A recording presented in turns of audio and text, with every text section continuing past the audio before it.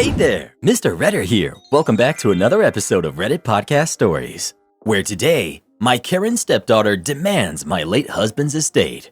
I, female 55, had been married to my husband, male 60, for 20 years before he passed. It was cancer. He had 2 kids from a past marriage who were in their early teens when he married me. I had a 7-year-old from an earlier relationship as well. We didn't have any more kids. I tried to treat my stepkids as my own, but they never accepted me. They were very rude and insulted me whenever they could. Since I did not work, they called me a gold digger who married their dad only for his money. The truth was, my grandparents were quite wealthy and left me a lot of money when they passed. I lived well below my means, and I chose to stay home and raise my daughter, since I could afford that. I did not need his money at all, but I didn't bother sharing this with the kids and told him not to either. I did not want them to like me just because they might gain monetarily from me. My husband, on the other hand, hated how they behaved with me.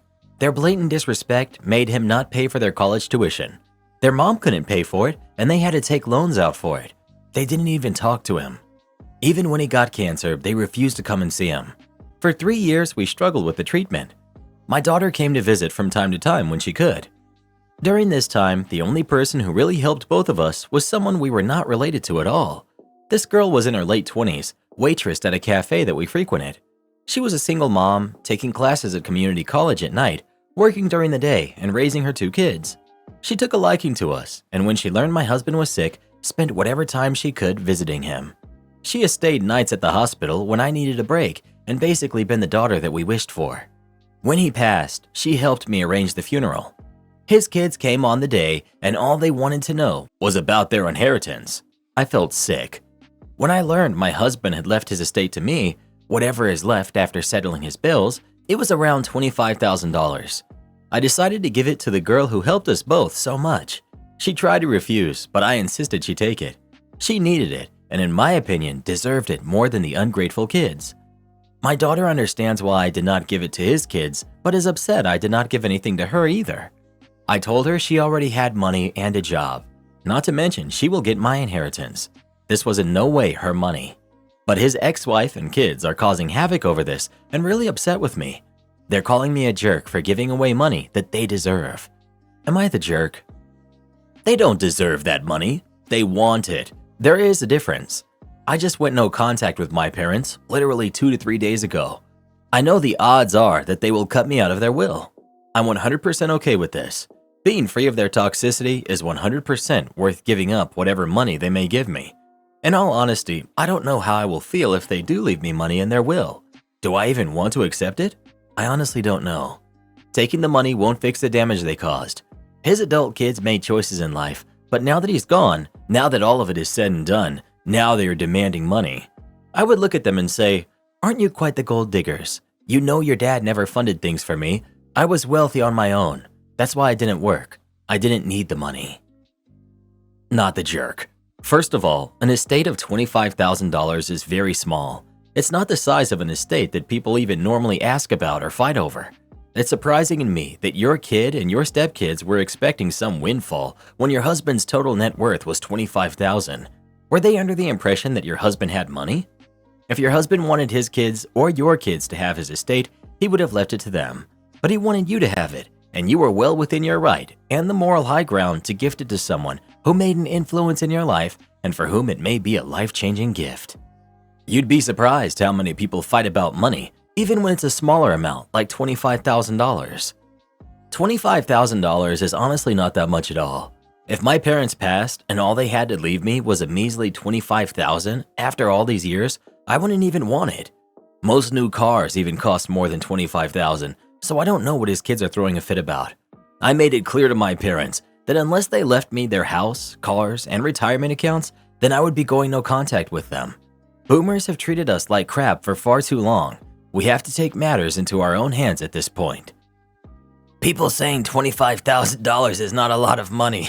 Only on Reddit, Karen. Only on Reddit. I found out after my husband passed that he had another son he had been hiding from me. My life was turned upside down last month when I was informed of my husband's passing in a work-related accident. This would, of course, be hard enough to cope with, but shortly before the funeral, a young man showed up at my house claiming to be my late husband's son. My husband didn't speak a word about him to me. He claimed to have not known about me or either of my daughters, who were 12 and 8, until he was notified of my husband's passing and found the obituary in the online version of our local paper. The young man was 18 and must have been born before I met my husband. He also claimed his own mother passed years ago and was never, to his memory, in a relationship with my husband. So, the boy's existence is not proof of infidelity on my husband's part. However, I still feel just as betrayed. My husband never breathed a word of him to me. This boy lives in the UK, where my husband sometimes worked. I live in the US. He traveled a lot in his line of work, and I can't help but wonder how many other secret kids did he have? How many times did my husband visit this kid and never even told me about it? What else was he not telling me? This boy had pictures with himself and my husband at various ages.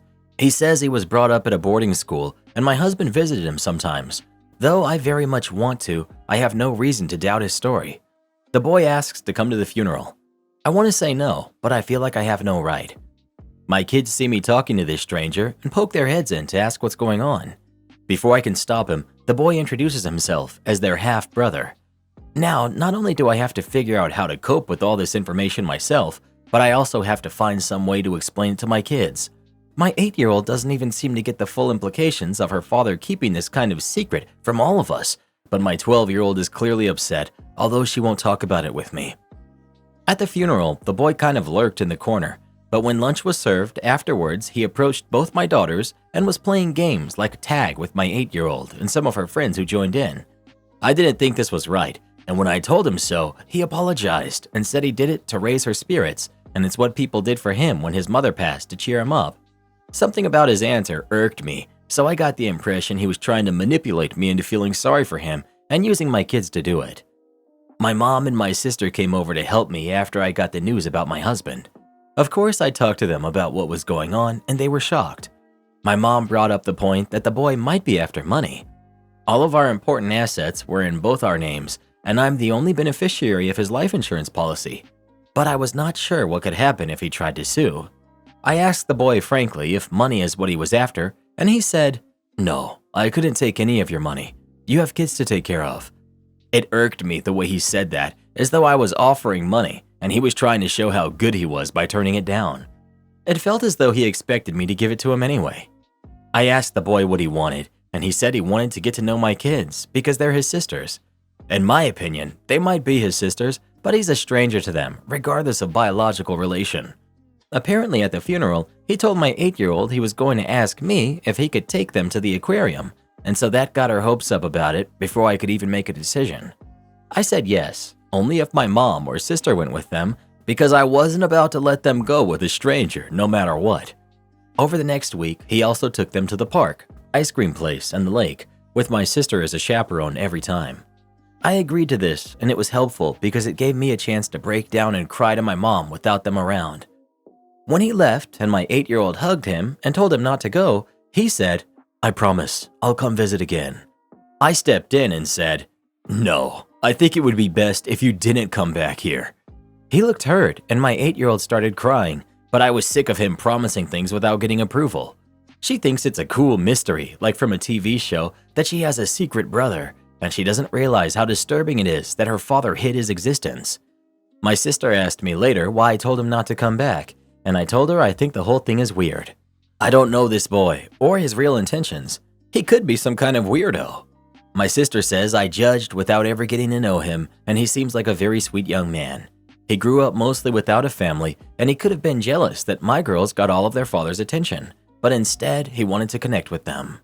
My opinion is that even if those are his intentions and he's totally innocent, I still don't want him around my home or my kids. To me, he's just proof that my husband lied to me for years, and it makes me sick to look at him. My kids don't need this drama either, and even my 8-year-old is going to have issues once she's old enough to realize how much her dad was hiding. Me or my girls don't owe him anything. My sister says that I don't have to want him in my life, but I don't have the right to deny the girls their brother. She pointed out social workers do everything they can to avoid separating siblings because of the trauma. I said it's not the same thing because my girls have only known their brother for a week. My sister said it's also important because my girl's brother is now the only person they know of their culture. My husband was like 1/8 Hawaiian, the rest white and Asian, and so the girls and their brother are like 1/16. The boy appears to be white, and my daughters and I are black. But this boy was raised in the UK, and he isn't part of Hawaiian culture. And honestly, I think culture is something natural, and not something to force because of your genetics. My girls don't live in Hawaii, they live in Oregon, so that's their culture. I don't force myself or them to participate in African culture just because of our genetics. I thought my 8-year-old would get over her brother, and she did go several weeks without asking about him. But yesterday she asked about him again. I feel bad about ever allowing them to go anywhere together and bond. I wish I'd handled the whole thing differently, and now I don't know how to explain the situation to them. My 12-year-old hasn't asked about her brother, but she has been extremely closed off since her father's passing, and I don't know how this issue might be complicating what she's feeling. I just need outside opinions to know what to do about this. I thought about maybe asking the boy about a DNA test, but I don't know what it would achieve. I don't want him in my life or my daughter's life either way, and even if the DNA test came back negative, it would only raise more questions. And I don't know if it would open up any legal troubles where now I owe the boy money from my husband's estate if it comes up positive. Not the jerk. Call me a skeptic, but get a DNA test first. Something about this entire situation sounds fishy. I wouldn't even have let my kids hang out with him. The way he phrases his answers does sound manipulative. What people did for him when his mom passed. He didn't need to convey this information to you during your husband's funeral, but he did. The way he phrases it sounds like he's trying to make you feel bad for trying to establish boundaries. And yes, it sounds like he's trying to guilt trip and gaslight you, making you feel like you're crazy and paranoid.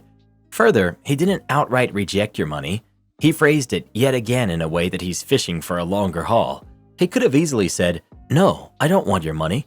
But instead, he said, "No, I couldn't take any of your money." See the difference? And the moment you let him into you and your kids' lives, he has been persistently around. Offering to take your kids out without you or any adults being present indicates the possibility he's manipulating them to get what he wants. The appropriate approach would have been to ask if you, as the parent, are fine with him taking them out. He has now heavily inserted himself in you and your kids' lives, all through your kids. You need to start asking questions. Alarm bells are ringing in my head. OP. Well, the comments alerting me to how this might be a scam attempt have opened my eyes. I've contacted a lawyer to figure out how to establish if there is truth to his story and what my legal obligations are to the boy. I'm also going to have a long talk with my sister to see if during their outings he had done any kind of prying that might have led him to learning information about my family that he could use somehow. I'm already in the process of getting therapy for my kids and myself. Edit. People have been saying a lot of nasty things about me, and I don't think I'm going to get much more productive input out of this, so this is going to be my last post on this topic. I considered taking the post down, but I decided to leave it up so people can be aware of the scammers that operate like this, that they can be so good at what they do that even hundreds of third-party outsiders will take the scammer's side. In hindsight, I can't believe I didn't see it, and I can't believe I ever let such a person step foot in my home or even speak to my kids. Apparently, the goal was not to ask for money right away. It was to get close to me and my kids and ask me for money later on for a fake emergency. Other commenters elaborated how it works. If my daughter asks about her brother again, I'll have to tell her that she was tricked. I don't want to do that to her unless I'm completely sure, so I most likely will be asking the boy for a DNA test, birth certificate, etc. However, not until I have the chance to speak to a lawyer. Update. I was wrong and I was the jerk. My husband's son was telling the truth. My husband's name wasn't on his birth certificate, but the DNA test did show he was related to my kids. He also had more photos, cards, and voicemails, tons of evidence to prove that my husband did keep regular contact with him. Apparently, the son's grandparents were his legal guardians. My husband occasionally gave them cash as under-the-table child support. I did notice that husband sometimes made large withdrawals when he went overseas. He said it was because shops there don't take his card. I wanted to believe it was a scam because I thought it made more sense than husband having lied. Talking to my husband's son a bit more revealed he had been lying to him too. Apparently, he told him he was a cowboy and a pro football player. Then when son Googled him, he switched to saying he was a gangster who had done prison time. Needless to say, none of this is remotely true. I can't fathom what could possess him to behave this way. Lying to me, lying to his kid, not raising his kid. I'm questioning everything husband ever told me and wondering if it was me who passed. Would he have abandoned our kids as well? I feel horrible for the boy. I'm in therapy and working on ways to cope and forgive my husband for my own peace of mind. She's helped me work out why I reacted to husband-son the way I did. I thought he was manipulating me and my kids, but what I actually sensed was that he wanted something from me and my kids. I felt like me and my daughters were not in a place to give anything emotionally or financially, so I recoiled from him. But that doesn't mean that he's a threat. My kids went to therapy as well. 12-year-old has weekly sessions. However, my 8-year-old hated it, so I pulled her out of it for now. Many people have shared their own stories of being separated from biological relationships and the effect that it had on them. I don't understand it because genes don't mean much to me. However, I don't have to understand to respect it. I personally don't feel like I'm in any place to have any kind of relationship with husband-son, and I don't think he wants one with me. He now appears scared of me, which I do feel bad about. I wasn't trying to hurt him or scare him, but I will allow him to visit sometimes if my daughters want to see him. Sister agreed to continue to supervise. As far as money goes, the lawyer advised me that there aren't many assets that son is entitled to because they were in both my and my husband's name, except for a few investment accounts that were only in my husband's name. Thankfully, not where the majority of our savings were. I know people think I'm an evil jerk for caring about money, but I need it to feed, clothe, and educate my kids. I just don't think I can do it. I didn't choose to be a stepmother. I'm sure the boy doesn't really want me as one either. I apparently scared him when I told him not to come back, and when we talked on Zoom since then, he acted nervous and flinchy, like he was afraid I was about to get him or something. I feel bad about that as it wasn't my intention. I don't think I can do this. I feel like the meeting is a disaster waiting to happen. Like it's only a matter of time before I lose my temper and ruin the meeting that my kids may have been looking forward to. I just have this feeling of dread. I don't know if anyone can help. Maybe it's a long shot. I have therapy on Thursday, and I hope it'll help me sort things out. I just feel like I can't do this. It's humiliating to even share this problem with anyone. And even if I try to talk things out with one of the few people I do trust, it's always, think about your kids, think about your husband's son, put yourself in their shoes. People even show more sympathy for my husband than me. Maybe it was a coping mechanism for his childhood issues. Maybe he had a good reason. I'm just burnt out on putting everyone else first and trying to fill the role of both parents for my kids right now. I feel like it's only so long before I snap, and the rope just got a lot thinner. Update. To let you know how the visit went. He stayed for 1.5 weeks. Before he came over, we talked a few times on Zoom, with me, him, and his grandparents. I told him my sister was not going to be able to supervise, and I was frank about how apprehensive I was feeling about being the one to supervise. I don't think he was thrilled about me supervising either. He knew and felt comfortable with my sister, but not me, so the feeling was mutual. But we decided to go ahead with the visit anyway. We made a few changes in what they had previously planned when my sister was going to supervise, but not many. We also discussed contingency plans for if something went wrong and one of us needed space. Just knowing that I would have an out if I needed it was a huge relief and helped immensely. Overall, things went relatively well. He and I were civil. I got uncomfortable, but not to the point where I couldn't cope. He and my daughters got along well, with the exception of one incident when my girls got into a spat with each other and he tried to intervene, which made them both mad at him. But it was quickly resolved after each girl had their time stewing about it. I will say he was very good with both of them, but especially my 8-year-old, who's been having a very difficult time lately.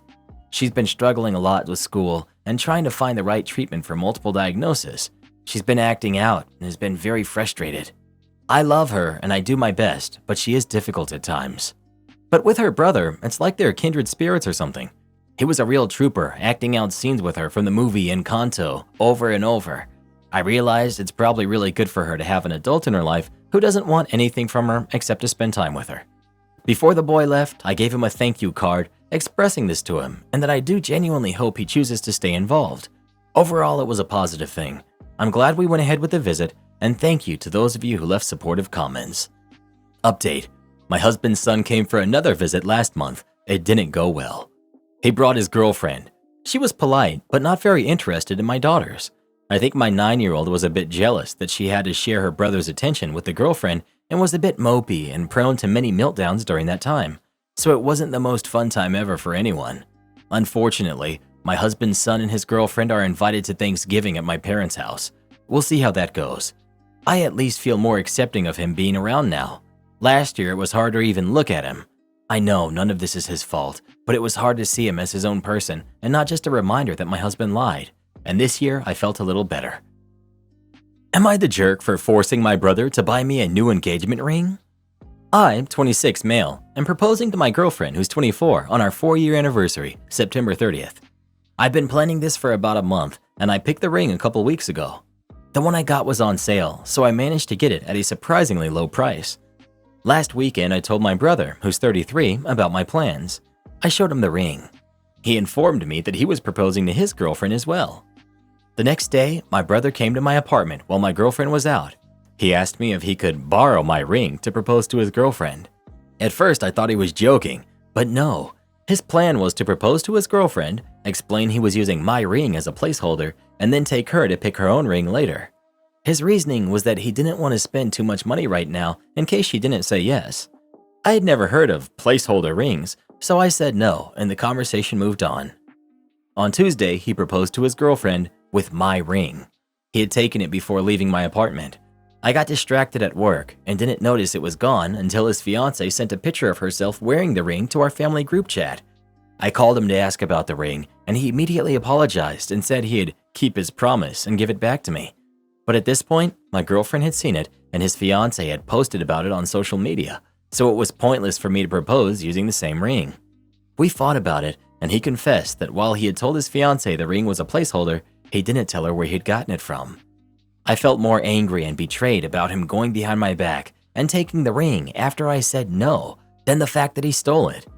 I also know his fiancée enough to know she wouldn't like to learn her engagement ring had been stolen from me, so I told my brother I'd tell her the truth if he didn't buy me a new engagement ring. He fought against it for a few hours, but finally gave up and agreed. We went to a different jewelry store yesterday and I picked a new ring. I managed to stay in the price range, but the new one was still $100 more expensive. My brother bought the ring, but is still accusing me of being inconsiderate and childish. He is insistent that he would have given the ring back had I given him the opportunity, and I didn't need to threaten him to spend so much money on me. He's now refusing to talk to me. I don't know how to feel about this anymore. I'd usually talk to my brother about these things, and it's surreal that he's the one I'm fighting. I can't tell my fiancé, and many of our friends overlap. The only other person who knows about this is our mom, who's divided. She thinks what my brother did was wrong, and I'm right to be upset with him, but that I didn't have to stoop as low as I did by threatening his relationship. Am I the jerk? Not the jerk. What's wrong with him? He stole your ring. Does he have some illness or impairment that could excuse this, or is he just the worst brother in the world? OP. He's actually never done anything like this before. We usually have a great relationship. He was the first person I wanted to tell when I first started dating my girlfriend, and that I'm proposing to her now. Not the jerk. Your brother created this entire situation and is 100% at fault. If it were me, I'd make all 4 parties sit down and explain everything. You might as well rip the band-aid off now because it's going to come out sooner or later. It will be much worse if it's later. Some like it hot. I had taken an R&D internship for a food company over the summer in a town in Iowa. For housing accommodations, the company had set me up in the local college dorm that was previously a retirement home, so it basically had individual rooms and bathrooms, but one large commercial kitchen. It was summer, and the school didn't have a summer program, but allowed 2 fall students to move in at the beginning of the summer. One was rarely there, but the other was constantly in the building and oftentimes had multiple friends over. Given the kitchen setup, we all stored our food there, and it's pretty no-brainer that you shouldn't take from others, but immediately I had various food items going missing or being consumed regularly. Soda, empty boxes of cereal put back on the shelf, etc. I initially posted a sign on the fridge to not eat others' food and also confronted both about having food going missing after the sign was up, but it didn't stop whomever from stealing my food, especially when I'd head out of town for the weekends. After complaining about the situation to my manager during my job, they helped formulate the perfect pro-revenge. Given I was doing R&D work on food products, I was responsible for getting various ingredient samples to use for new recipes. My manager suggested I get some capsaicin extracts for my research, even though we weren't doing anything in that realm for flavor profiles. Well, I found a company that had various Scoville unit extracts, and I asked for a variety to see what worked best for our applications. Well, they delivered some with small 2-ounce bottles of 50,000, 100,000, and 250,000 Scoville extracts. I ended up putting the 250,000 in a travel-size spray bottle, mixed with some water to help as a carrier, and wearing gloves and a mask borrowed from work, I doctored the common food items being stolen with a liberal spraying of my mixture. Mainly cereal, chips, crackers, jug of milk, and the lip and top of a few soda cans. For the snacks, I actually put some into a separate bag and left them open to dry before mixing back into the original packaging. I did this in a different dorm room in my wing, as I know well enough how potent this can be in enclosed spaces. I did this right before another trip out of town, and when I returned, I found some of the chips and cereal and milk was missing, plus 2 of the 3 soda cans I had doctored. I never got to see the result, and no one ever said anything, but none of my food went missing for the remaining month of my stay. I hope the experience was enlightening for them, and they still remember the time they played with fire. Shallow Karen begs me for my Snapchat after I lost a ton of weight. Me, 27 male, and Annie, 27 female, had been best friends since junior high school. We had different social circles, even though we tried to include each other. Annie was part of the popular crowd and has kept these same friends until today. I grew up severely overweight. I was heavy all throughout high school and college. I was lucky enough to have Annie as my friend, so I was always included in things. I was always the tag-along. Annie's friends mostly acted like I wasn't there. I'm still around her friends on a regular basis now. About 6 months ago, I made a lifestyle change. I was tired of being overweight and getting turned down because of it. I've now lost about 75 pounds and I feel incredible. Annie has been my biggest supporter and was my gym buddy. I haven't seen her friends since January because I was in gym mode, but Annie decided to host a party at her new place. I was invited, but I didn't want to go. I explained to her how I didn't want to have a connection with people that knew me when I was overweight. I wanted a clean slate, but she insisted, so I came. So I posted a gym selfie, totally unlike me, and one of Annie's friends, Claire, slides into my DMs and said, "Wow, you look so different. Congrats. How did you do it?" I explained a few of my tips, and then she asked for my Snapchat. I sent the laughing emoji and never responded again. I show up to Annie's, and all of a sudden, I feel like the new kid in school. All of her friends who previously never even acknowledged me wanted to talk now. It really upset me. One said, "OP, I had no idea you knew so much about cooking." I said, "You would if you had taken the time to get to know me the last decade," and walked off to go meet Annie. As I'm talking to Annie, the friend that DM'd me walks up. She says how great I looked and asked why I never gave her my Snapchat. I said, because I don't deal with shallow people.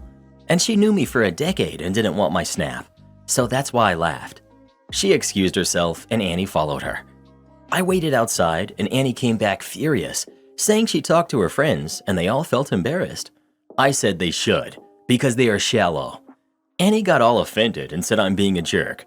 I said she is far too good of a person to have these types of friends and she should be embarrassed. She asked what I meant. I said she has shallow friends who treated her best friend like a ghost for a decade, but now I'm supposed to give them my attention? That she's a bad friend to me to have to keep these friends. She started crying and said something about how I used to have the best personality, but now I'm a jerk. I said, maybe I am, but better than being a part of a shallow friend group, and I left the party. Annie's sister, who I am close with, called me today, saying that Annie is upset and felt like she lost her best friend, but that I said some pretty messed up stuff and I need to apologize. Am I the jerk? You're the jerk. In this scenario, you are 1. Being really rude, 2. Acting smug and cool because you've lost some weight, which I doubt the younger you would approve of, and most importantly, 3.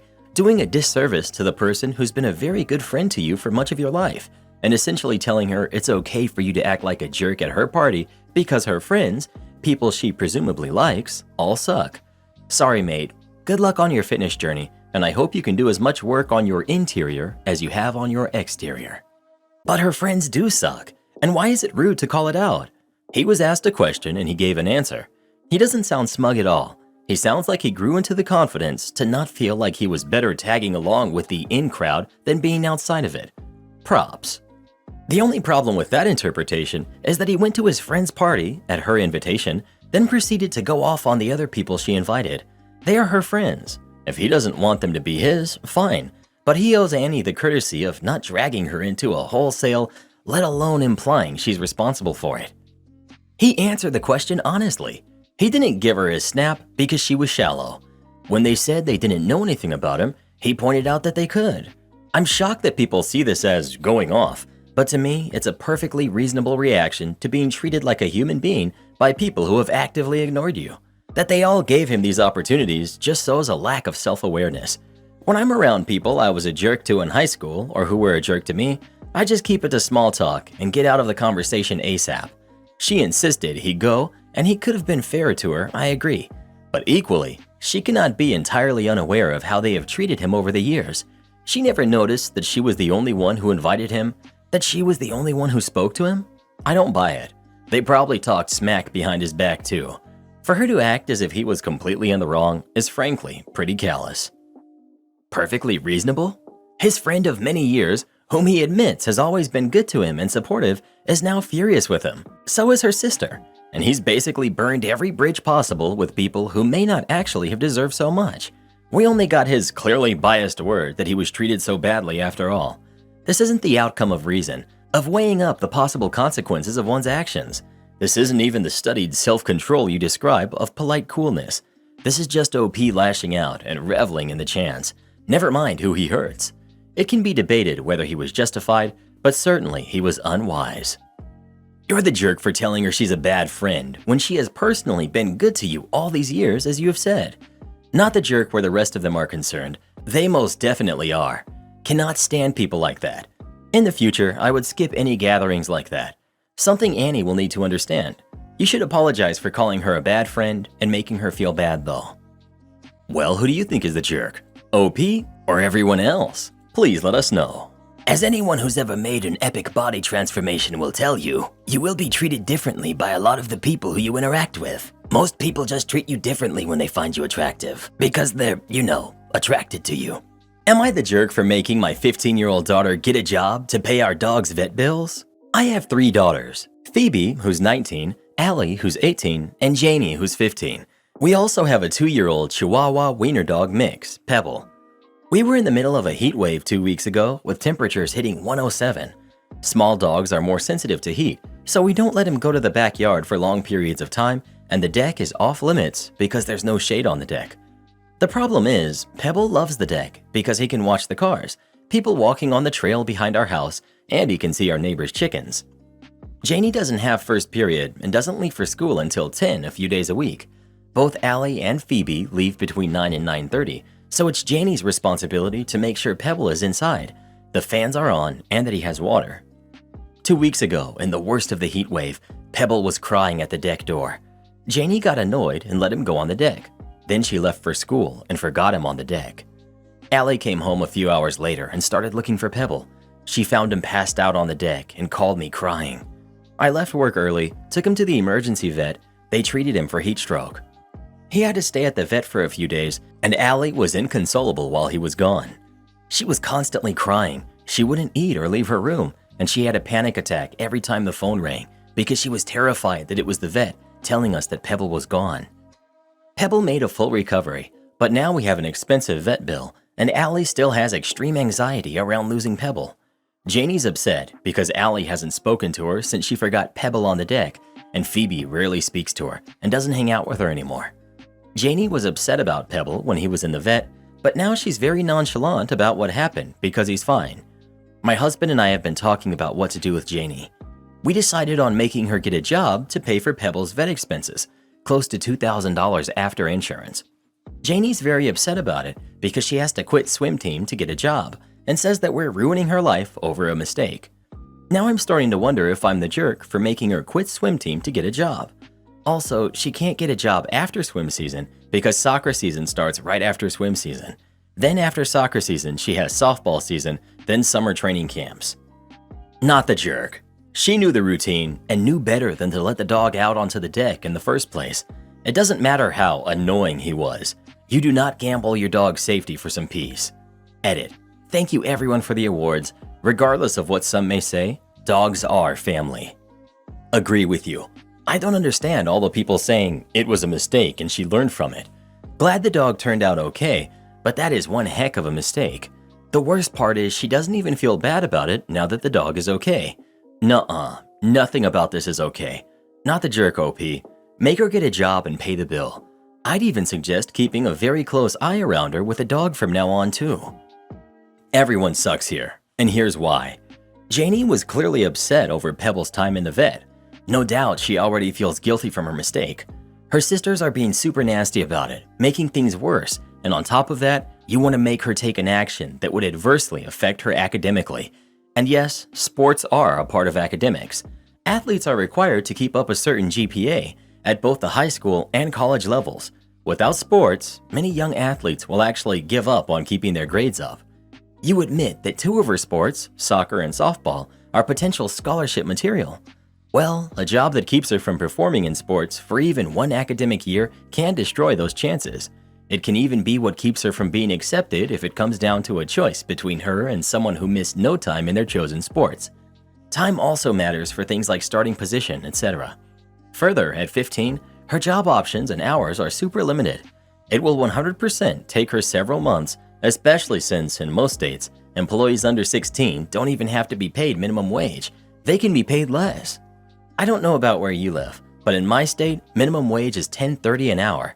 At 15, Janie would not be allowed more than 3 hours a day during the school year, and no more than 5 days per week. So that's $150 a week before taxes. After taxes, it's about $130 a week. So it would take her close to 4 months to pay the vet bill. And that's if your local minimum wage is at least that high. If it's the federal minimum wage, it will take her more like 5 months minimum. So you would be taking months out of her life. Now that I'm done with that explanation, let's move on to Janie. She 100% knew what her responsibility was. She failed to follow through, and it resulted in almost losing Pebble. You almost lost a family member over her failure. So, assuming you've already had to pay off the bill, most vets won't do payment options, and most e-vets require payment up front. Jamie needs to have a punishment that is appropriate so that she learns from her mistake. So ground her. No hanging out with friends. If she gets an allowance, don't give her her allowance until the bill is paid off. If she wants to pay it off faster, she can do yard work, shovel snow come winter, run errands, babysit, etc. in her free time. And make her do the research again. And this time, make sure she actually understands it fully. I completely disagree with you about the sports being academics in this case. The girl is a 3-season athlete. If soccer and softball are her promising sports, you can bet she'll be keeping her grades up so she's eligible when those seasons come around. The time spent working won't compromise that because they would have been spent at practice and not on academics anyhow. If she's serious about her other sports, this just isn't going to be an issue. Also, babysitting is very lucrative and could make it possible to earn money far more quickly than your calculations. I think a compromise of paying off half of the vet bill would be valid, with the experience of having a consequence making up the other half. A $2,000 debt is overboard for a teen who doesn't even have a job offer. $2,000 is a huge debt for many adults to tackle. Find a way to punish her, or find a way for her to repay or something, but make it doable for her age and circumstances. I have 4 kids. The youngest is 14. Here are some questions. Are you sure she is nonchalant? Maybe she was scared and was protecting herself by trying not to think about it. And once everything was okay, the relief helped. No one likes to know they messed up so bad. Instead of doubling down, try therapy. It may have really taken a toll on her, but she couldn't talk about it. Do you really expect 15-year-olds to never forget something like this? This is within the realm of accidental. Teens are people. People make mistakes. Your teen might get in a car accident someday. Personally, I would ask the teen to contribute $300 towards the vet bill. I would offer to pay for extra chores at home, or they could find other jobs. I would also talk to her about how she's feeling. Does she feel like everyone is mad at her? How does she feel when she sees the dog? Is it hard to be around the dog? Talk to her about her sister's feelings. Does she feel like her sister will be able to forgive her? How does she feel about taking care of the dog? Does it feel like this mistake will help her be a more careful person? Or does she feel angry and upset whenever she has a dog chore because she's angry that the little one could cause so much horrible stuff, and now she hates knowing that she still has that responsibility? I would ask questions slowly and leave pauses. I would be gentle and make it safe. I would tell her that I know she tries so hard to be a responsible person, and I see how hard she tries. I would hug her and tell her that I know she is a good person, and I'm devastated for the dog and for the sister. But I'm devastated especially for her because it must have been really hard to find out it had happened because of her mistake, and how hard it is to feel guilty about something that you can't go back and do over. I would talk about why people who love you are willing to hug you and forgive, some quicker than others, but sometimes we need time. Well, what do you think? Should OP make their daughter pay the vet bill or not? Please let us know. Actions have consequences. Everyone's saying OP is too harsh. You'll one day look back and ask yourself how it was that you raised a Karen. Karen promotes her MLM at my wedding. I, 29, female, married my wife in October last year. Best day of my life. My sister, who's 32, Bianca, has been in an MLM for almost 3 years. She has seriously become another person since she started her business. We share some group chats, but there's not a day that goes by that she doesn't send out catalogs, promotions, and walls of text about how lucrative the opportunity is. About the topic. It was the beginning of the wedding reception. My wife and I are talking to some of our guests when our wedding planner frantically approaches us and tells us that there's a guest handing out MLM business cards to arriving guests. Turned out it was Bianca. I asked her to stop, and she did, except she spent the whole night trying to talk people into the business. In the grand scheme of things, what Bianca did was insignificant because my wife and I were very happy that day and there were no major problems. But I still get angry when I think about how uncomfortable it must have been for the guests who were subjected to her presentation. Fortunately, they graciously accepted our apologies. Every time my wedding is mentioned, someone is sure to mention my crazy sister who is promoting her MLM. So incredibly embarrassing. Bianca and I haven't had a lot of contact since then. Yesterday, my mom called me, and after a bit of catching up, she told me my sister's business hasn't been doing very well, and she's been struggling to meet her monthly quotas, so now she's behind on rent and needs money. Bianca asked my mom for money, and she in turn asked me to help her. I said absolutely not. She embarrassed me at my wedding. She didn't even apologize, and I was absolutely sure she was going to use the money I gave her to get into another MLM now that this one was no longer working for her. My mom said that I'm cruel and rude. She said that she did not raise me to betray my family. I told her that she's just feeding my sister's fantasy world and making her believe that at some point she's going to be successful with her MLM. Am I the jerk? We're not on speaking terms right now. Not the jerk. Your sister's business isn't failing. She's just not able to afford to continue being a customer in the pyramid scheme. The sooner she hits rock bottom, the sooner she'll learn she was taken advantage of, and people helping her, slowing her fall with money, will only be brought down with her. Not the jerk. MLMs are legalized scams. I made more money trading during a stock market crash in a month than my sister who festered in one such scam for years. Let your mom know that your sister's MLM is just a money drainer. Not the jerk. She doesn't have a business. She has a spot at the bottom of the pyramid. What she did or didn't do at your wedding is actually irrelevant when it comes to whether or not you should give her money so she can sink it into this or another MLM so she can further fund the dreams of her uplines. If your mom wants to help her, she should help her get out. You're the jerk. I always laugh at how many of you bash MLMs. I was in a nutrition-based MLM for a few years back in college, and I made around $60K a year from it. How did I do this? By simply doing what I was trained to do, selling product and recruiting new members to join the company, who then had the same opportunity I had. It sure beat flipping burgers, but I had to put in the work. I was nowhere near the top of the pyramid, as you call it, but I still made good money and learned valuable skills in sales and networking that helped me land my current career. MLMs are what you make of them, and you get out what you put in. The problem with most of you here on Reddit is that you want to be handed everything for free without working for it.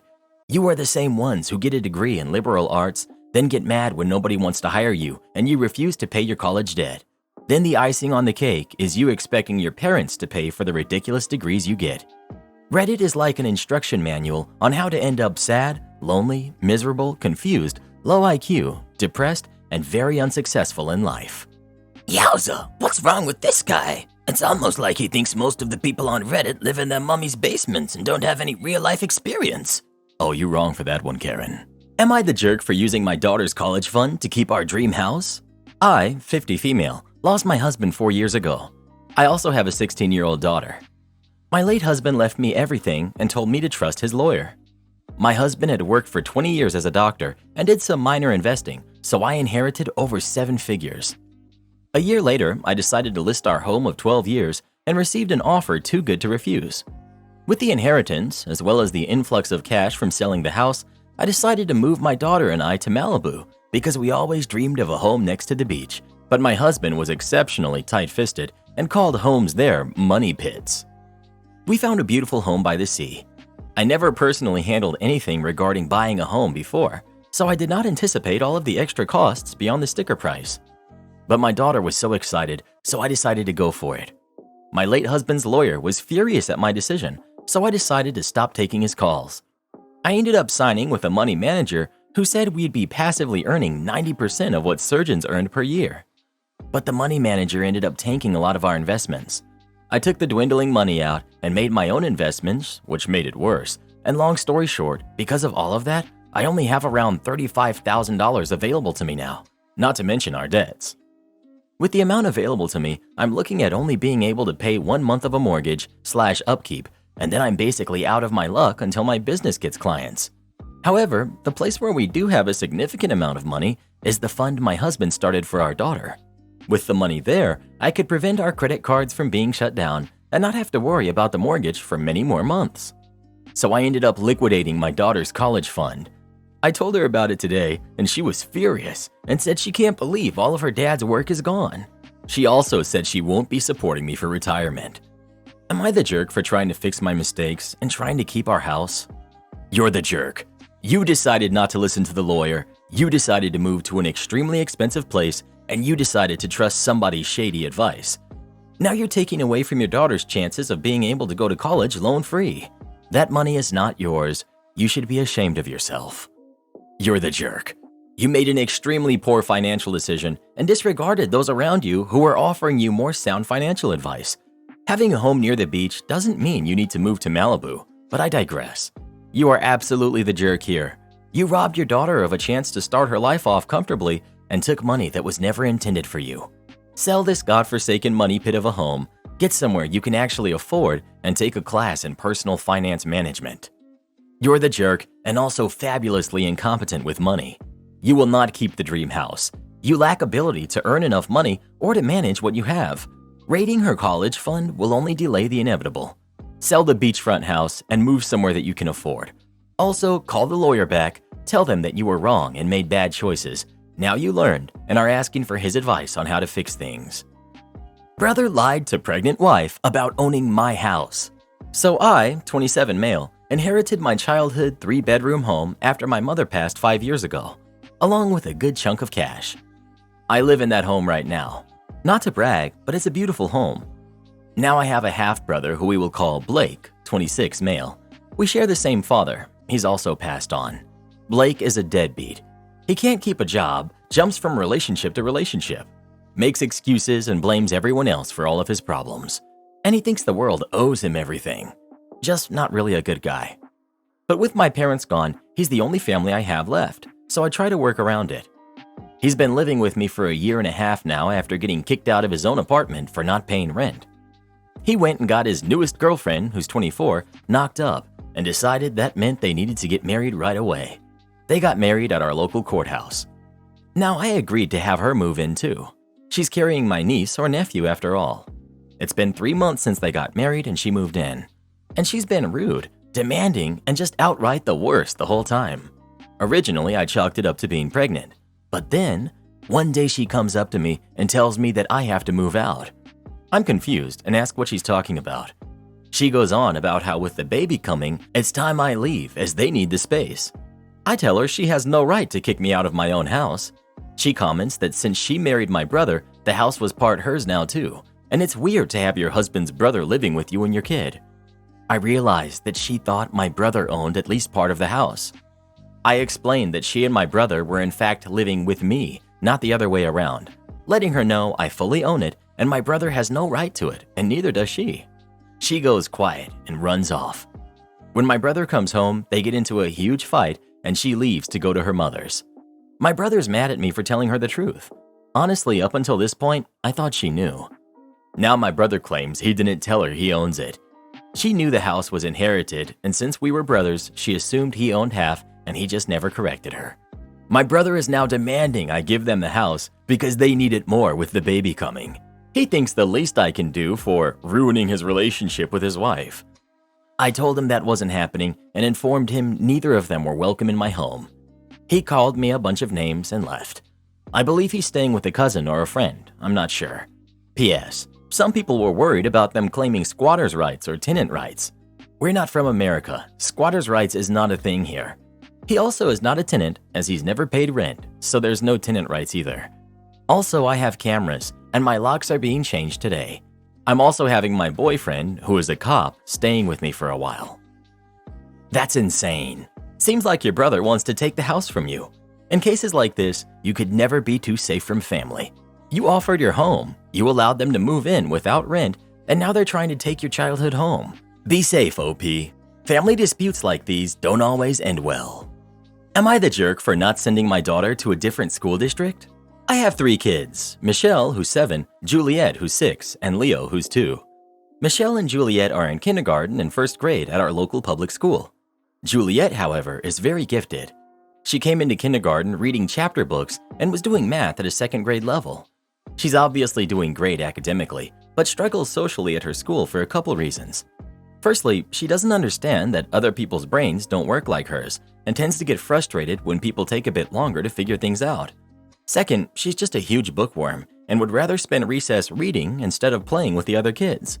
Then she gets upset that she can't talk about her books with them. I was recently called into a meeting about Juliet with her teacher, the principal of her school, and the superintendent. They basically said that they don't have the resources to support Juliet in her school or any schools in the district, but there is a school 2 towns over specifically for gifted students from 1st to 10th grade. Then for 11th and 12th grade, they have a building at a community college, and she would be taking college courses for high school and college credit. She would have to test into the school, but her school will provide the testing. The school sounds great for her, but it's close to 30 minutes away from her current school. It starts and ends 45 minutes later than her current school, so I'd still be able to get her and Michelle to school on time, but it would eat up the last 2 extra hours of my day, and I don't have that kind of time for school drop-off and pickup, nor do I have the patience to deal with a 2-year-old in the car for 2 hours per day. My husband works in the opposite direction and wouldn't be able to drop her off. We could ask my father-in-law. He sometimes drives the kids around for me, but I don't want him to have to drop off and pick up 2 hours per day. My husband does not agree with me at all.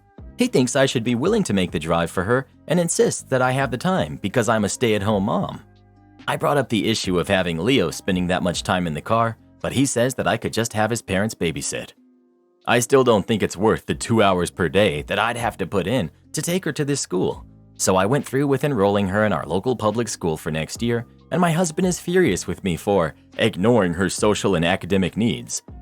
Am I the jerk for not enrolling her in the gifted school because it would take too much time to get her to and from school?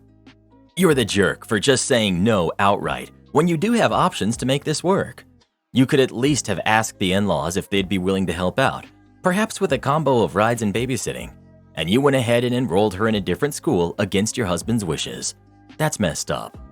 It sounds like you didn't even ask her at all either. This is her education that we're talking about. She might be pretty young, but the entire point is that she is advanced and not being challenged where she is. You're taking away the opportunity for her to actually learn and move forward in an environment that will challenge her, and instead, you want to leave her in one that's most likely going to be boring and annoying, one where she doesn't seem to fit in with her peers either. And all because you don't want to drive a little more? Did you look into any type of transportation? Ask about school buses for her or the other kids. See what other parents might be able to help out, or the in-laws you decided you didn't want to inconvenience without even speaking to. You're the jerk. At least pretend to try before you outright shut down this opportunity. Exactly. My mother ended up arranging for me to carpool with other kids and even teachers who live nearby because we didn't have a car and the school was an hour away. OP isn't trying at all and doesn't care that her kid is going to be so bored she's going to stop paying attention entirely and end up falling behind as a result. So instead of a prodigy, she's going to end up with an angry and disillusioned dropout. You're the jerk. Sorry, but we sacrifice for our kids first and foremost. The "I don't have the patience" comment pushed it over the edge. So the people at your local school are telling you that they cannot support your daughter there, and you're saying, okay, well too bad, I can't be bothered to drive her elsewhere? Being gifted is like having special needs. It's not about her being better than the other kids, it's about needing specialized teaching to thrive at school. Put a gifted kid into a normal class and they will be bullied and turn into an underachiever. I agree with your husband, you're the jerk. Not the jerk. I'm so surprised by all of these "you're the jerks." I'm wondering how many of them have kids and have to run a household.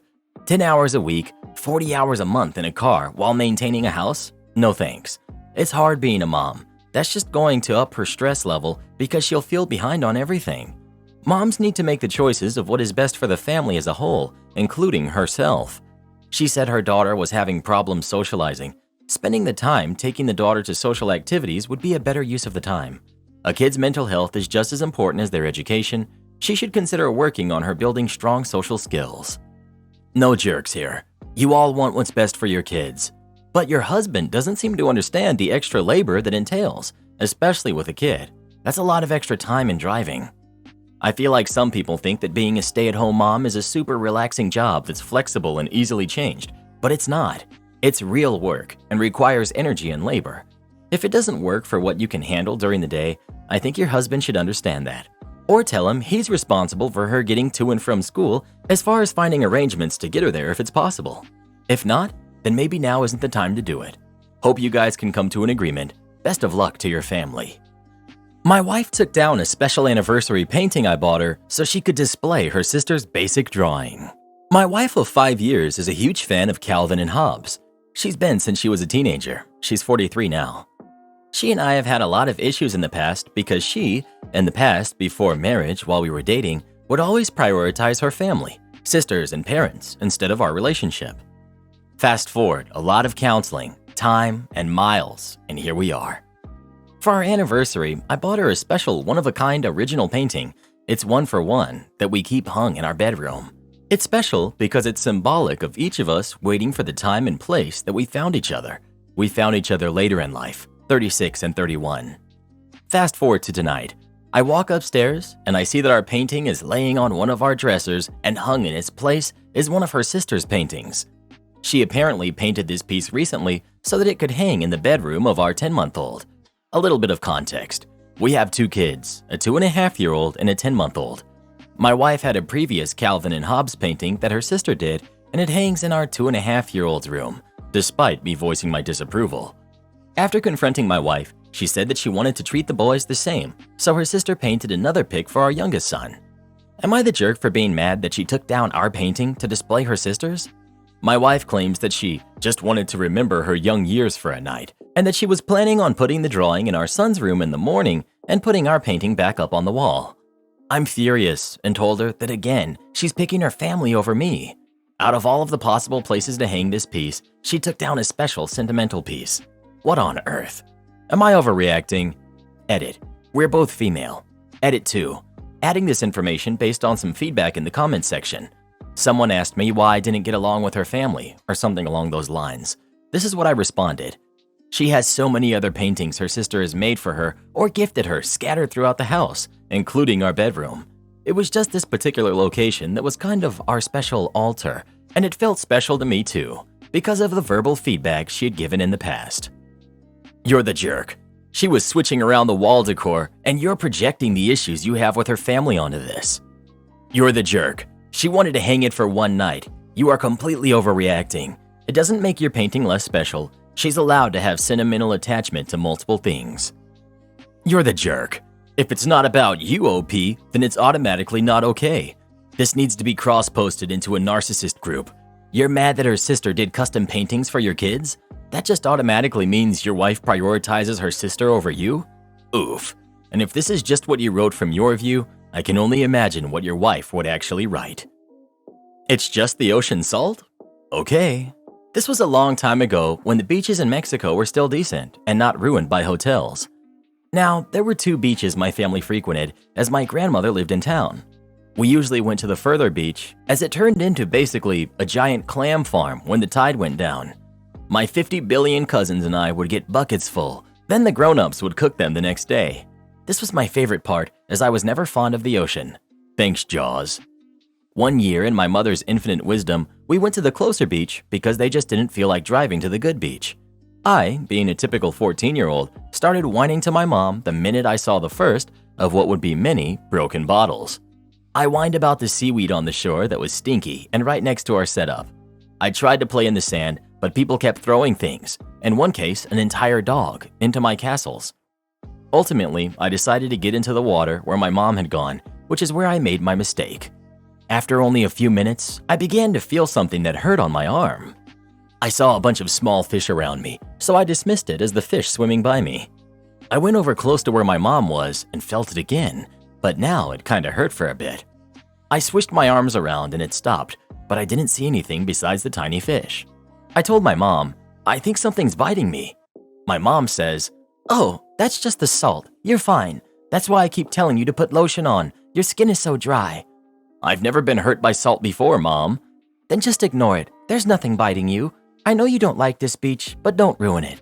We're just trying to enjoy the day and no one else is complaining about bites." I go into petty mode and just stare at her as I remain perfectly still. It didn't take long until I felt those bites again, but now I was going to ignore it. So I just stood there for several minutes, just staring at her until the pain turned into burning and the burning turned into agony. Did I panic? Nope. I ever so slowly got closer to my mom until she got startled at how close I was. Then, like frozen molasses in January, I lifted my arm up and said, "Hey, I caught some salt." There on my arm was a bunch of what looked like brown and white striped string, and it was burning the shape of its body into my swelling arm right in front of our eyes. A bunch of baby sea nettles, jellyfish, were stinging me and were pretty much invisible until they were out of the water. My mom swatted my arm and shouted for everyone to get out of the water. It wasn't a stampede of cousins or anything, but everyone looked at me to see what had happened. We spent the next hour wasting our popsicles on my arm as the burning went on for quite some time. Of course, me being me, I had to ask my mom if there was salt in the popsicles. It didn't stop them from going to that beach, but the next time they went, it was the season for the moon jellyfish, which wash up on the shore and completely cover the beach, making it really dangerous for kids and dogs to run around on. The time after that, there were so many people that my cousin almost stepped on a small pile of broken bottles. I never went back. Neighbor trespasses on my property and threatens to post a story about me on Reddit. I'm posting this because I was told I'd end up on Reddit, and my kids told me this is likely what the person meant. So I live in an area that's seeing a lot of new builds. My husband and I have the last large lot on our street, lived here for 20 plus years. Probably 800 people lived here when we bought our house. Now it's over 10,000 people. It's about 1.5 acres. We installed a big play area a few years ago for our nieces, nephews, and eventual grandkids. It's on the opposite side of our lot, pretty far away from the house. There's a path that goes from our second driveway. It's landscaped, and we purchased it from a contractor who is replacing some other park, so I can see how people mistake it as a town park. This happens often that people stop to play, and I usually don't care. But we don't encourage it, as we have 2 giant dogs who will bark at strangers who come in the yard. I put up some blatant signs that say private property and beware of dog. Right now it's still cold here. It's an early Friday morning, and I open the door to let the dogs out. They stay in the yard and ignore anything outside the yard. The dogs start barking. I hear yelling. I run outside. There's a couple and their kid playing on the playground. I call the dogs back and put them in the house. I go over to apologize and let them know it's not a public park. As soon as I get within earshot, the mom starts yelling, "What is wrong with you? We're calling animal control on you. Who lets their dogs just run around a park? Get a fence." I hate confrontation, so I get a bit shaky. I tell her it's not a park, it's my yard.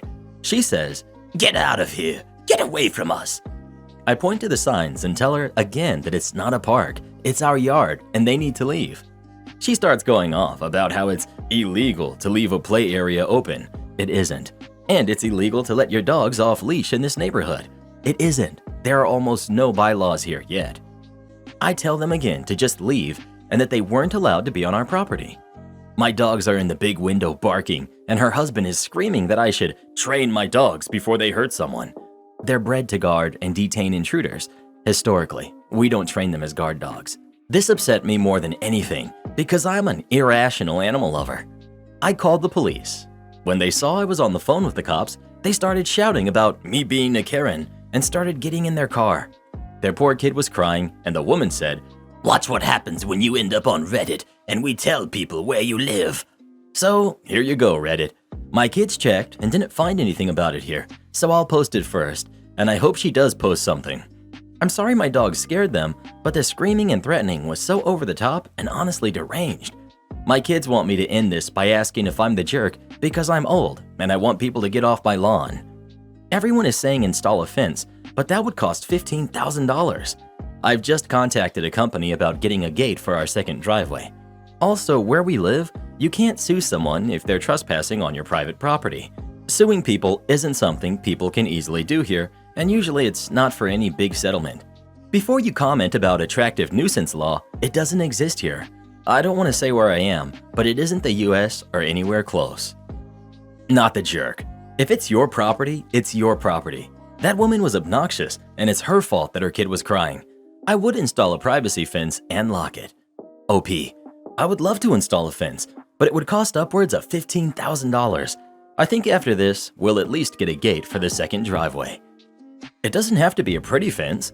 You could do the equivalent of a deer fence for a couple of hundred.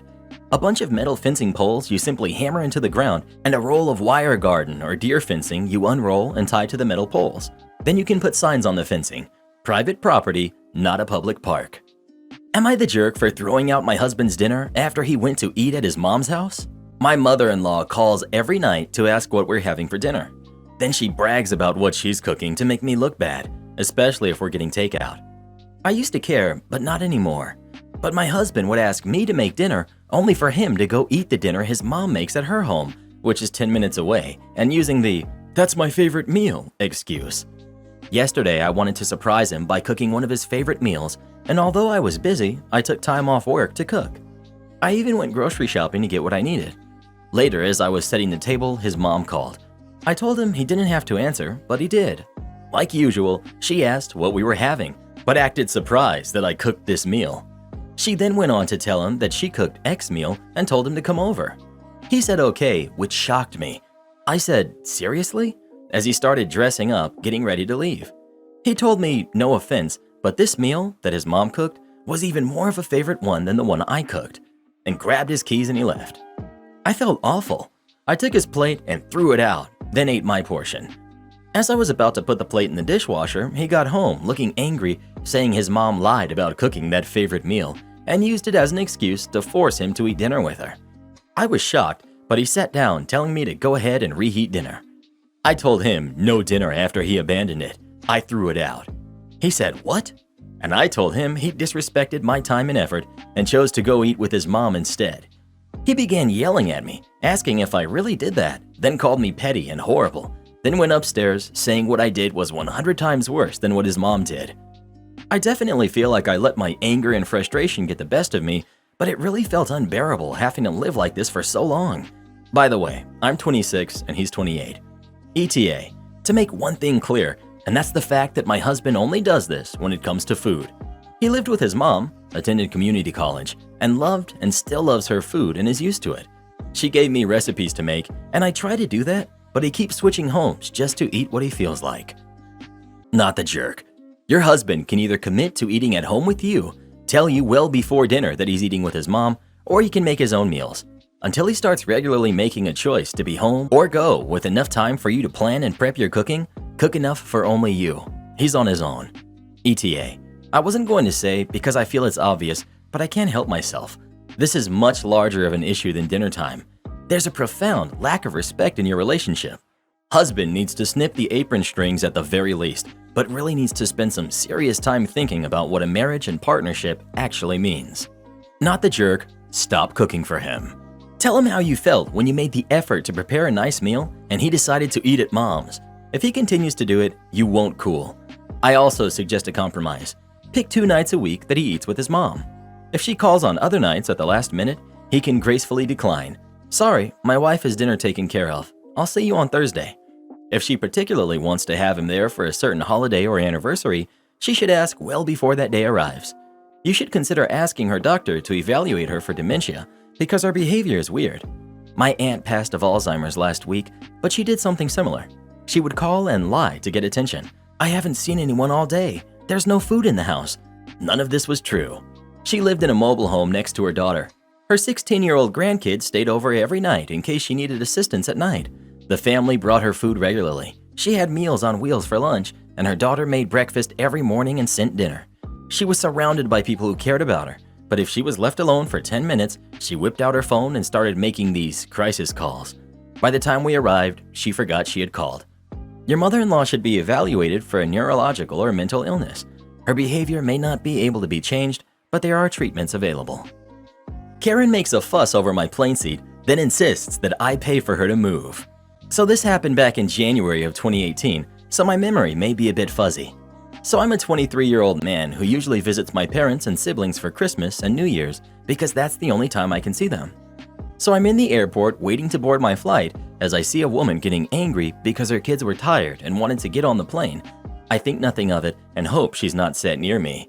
No, she was at my gate. As I was approaching my seat, an aisle seat in business class, because I knew it would be smarter than asking people to stand up so I can get to the bathroom. When I get to my seat, I see one mother and two kids, one in my seat. I tell the mother that's my seat. She's visibly upset at that statement and snaps back. "No, it's not, jerk." Me, not wanting to have a fight on the plane, I grab the attention of the flight attendant and I show her my boarding pass, so the flight attendant asks her to move from my seat politely. And being asked to move set off the Karen in a raised voice. "This is my seat. I paid for it, so buzz off." The flight attendant, still being polite, asked to see the boarding passes to check the seats. The entitled mother pulls two out for the seats next to mine. The flight attendant, slightly less kind, says, "Ma'am, these are only two boarding passes. Where's the third one?" The mother, thinking she's smart, says, "I must have dropped the third one, so I can't give it to you."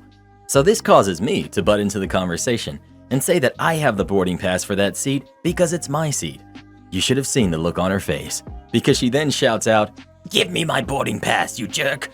I'm confused why she's so delusional at this point, because it's obviously my ticket since I bought it.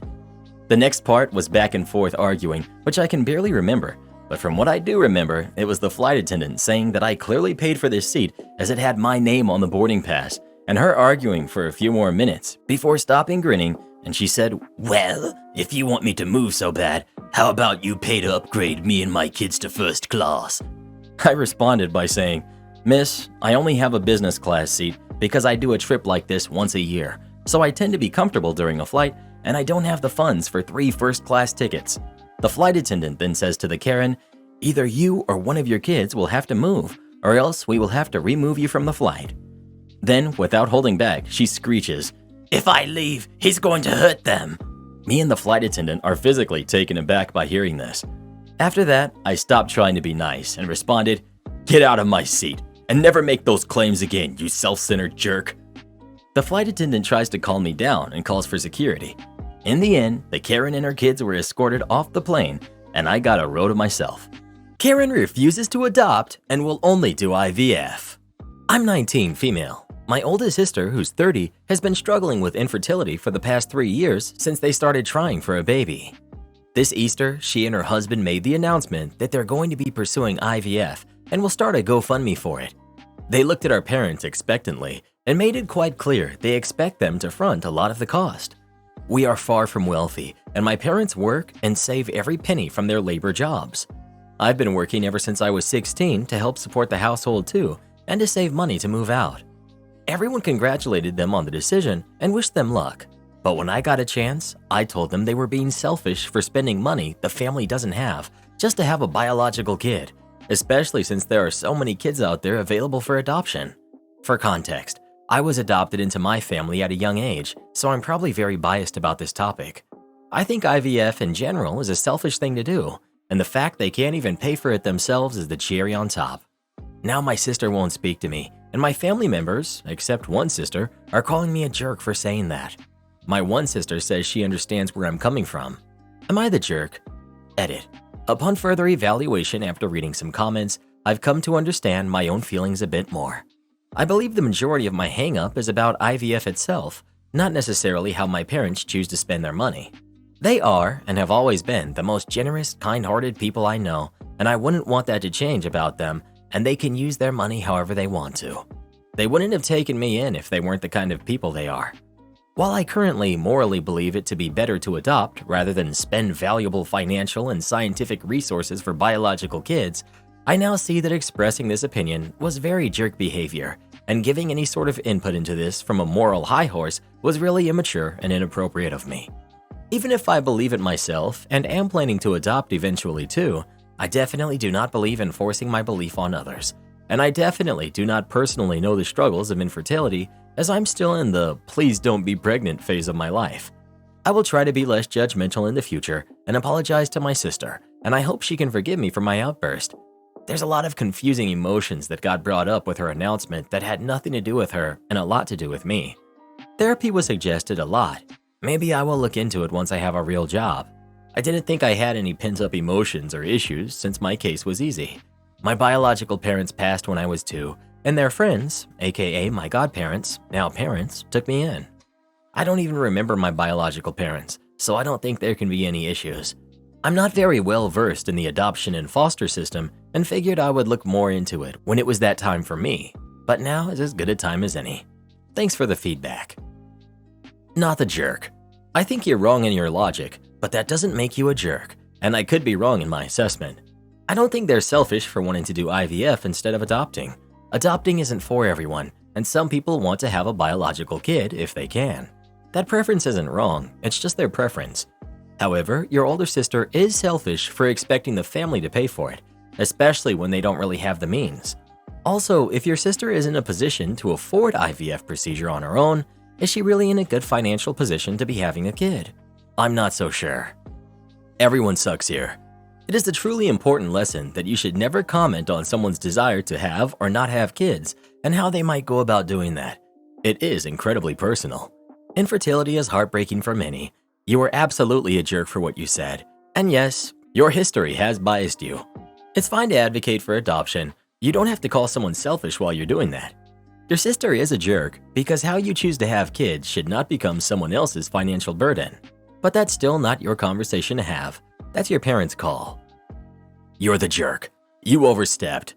Adoption is great, but it's not for everyone. All sorts of things get factored into that decision. It's not simply about people wanting their kids to be biologically related. Also, adoption is not a no-cost or even low-cost option. Them choosing IVF over adoption is not a personal attack on you. How they decide to grow their family is up to them, even if they're asking others to help with the costs. Whether your parents can or want to contribute financially is up to them. Am I the jerk for asking my brother to pay $30,000 for my engagement ring? Sweet home Alabama. Let's not jump to conclusions, Karen. Let's just read the story. I hosted a family dinner over the weekend. My brother brought my nephews, who are 4 and 8, over as well. I used to wear my engagement ring all the time, but lately I keep it in my walk-in closet and mainly wear it for special occasions. While I was cleaning up the dinner table, my nephews went to go play while the adults were still in the outdoor patio and outdoor kitchen area. My brother was not supervising his kids.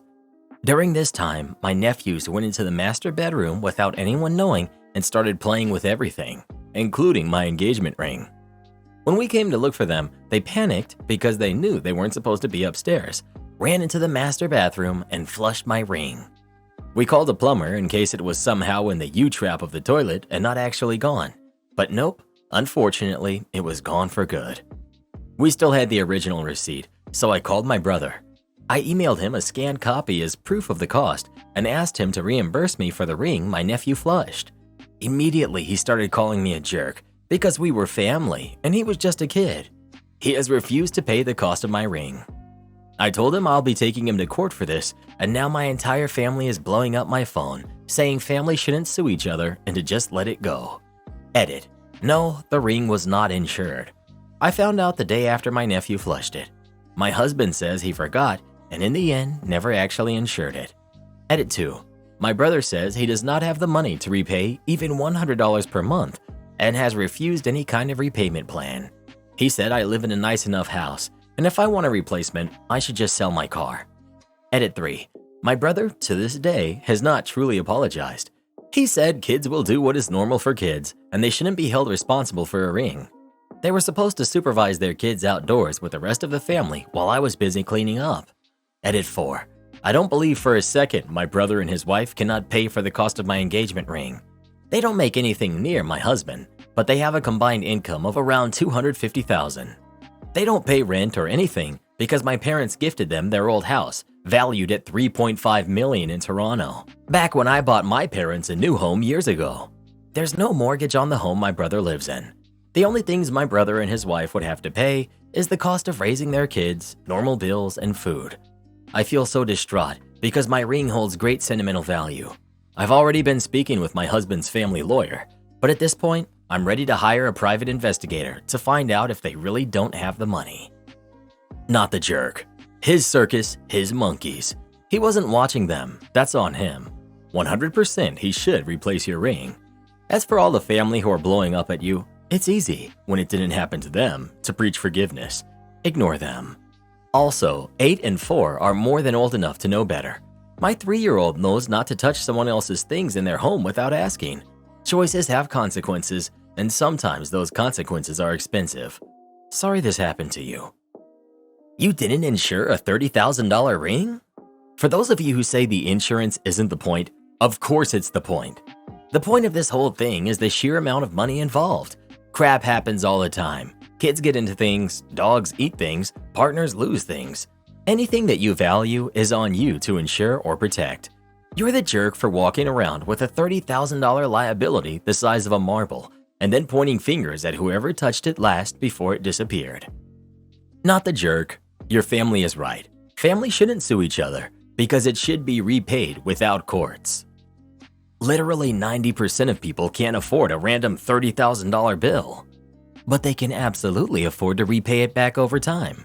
Her ring is gone, and it's gone through no fault of her own. She is owed restitution. Am I the jerk for canceling on family vacation after my newly widowed mom decided to bring her new boyfriend? My dad lost his 1.5-year battle with cancer 1 year ago, April of 2022, at only 62 years old. He and my mom were married for 31 years.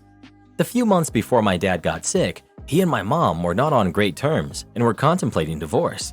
However, through my dad's diagnosis and extreme ups and downs of treatment, they came together, squashed some of their issues, and my mom was there to care for my dad every step of the way. I miss him every day. Me and my mom had always been pretty close, but since my dad passed, I feel like I'm seeing and talking to her less and less these days, and it makes me sad. In August of 2022, 4 months after my dad passed, my mom started seeing someone. She'd call him her friend, slip in mentions of him in conversation, but I personally wanted nothing to do with him. Still don't. I thought it was too soon, and I told her so.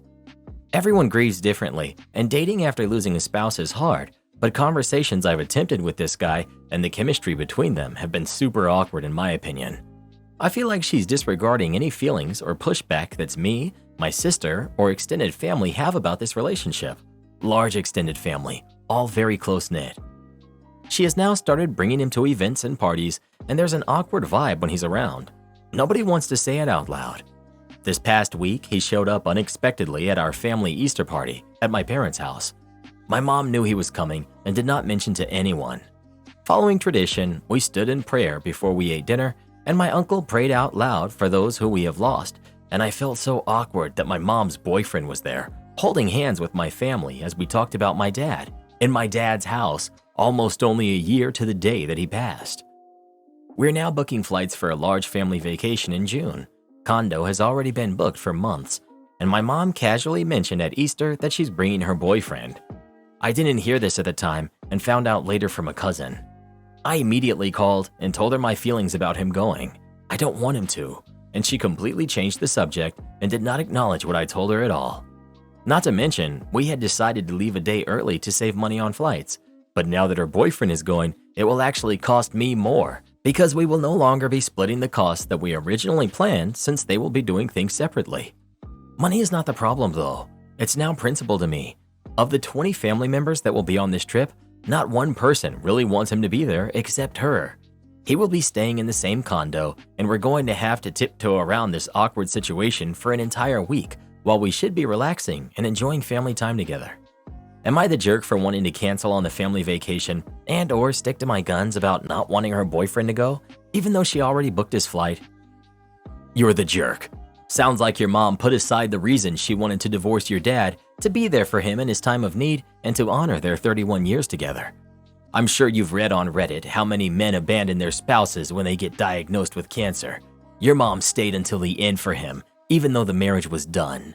She stayed with him through his cancer and helped him. And now what? You're mad that she has a chance at happiness again? How many years of her life does she have to sacrifice before you decide it's okay for her to be happy? 1 to 2 years to nurse him, 1 year to grieve.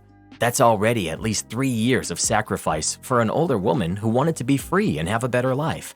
It doesn't matter what you think of her boyfriend. My own mom is dating someone I don't like. But I'm not going to say anything because he makes her happy. And yes, I'm going on an awkward family trip with them.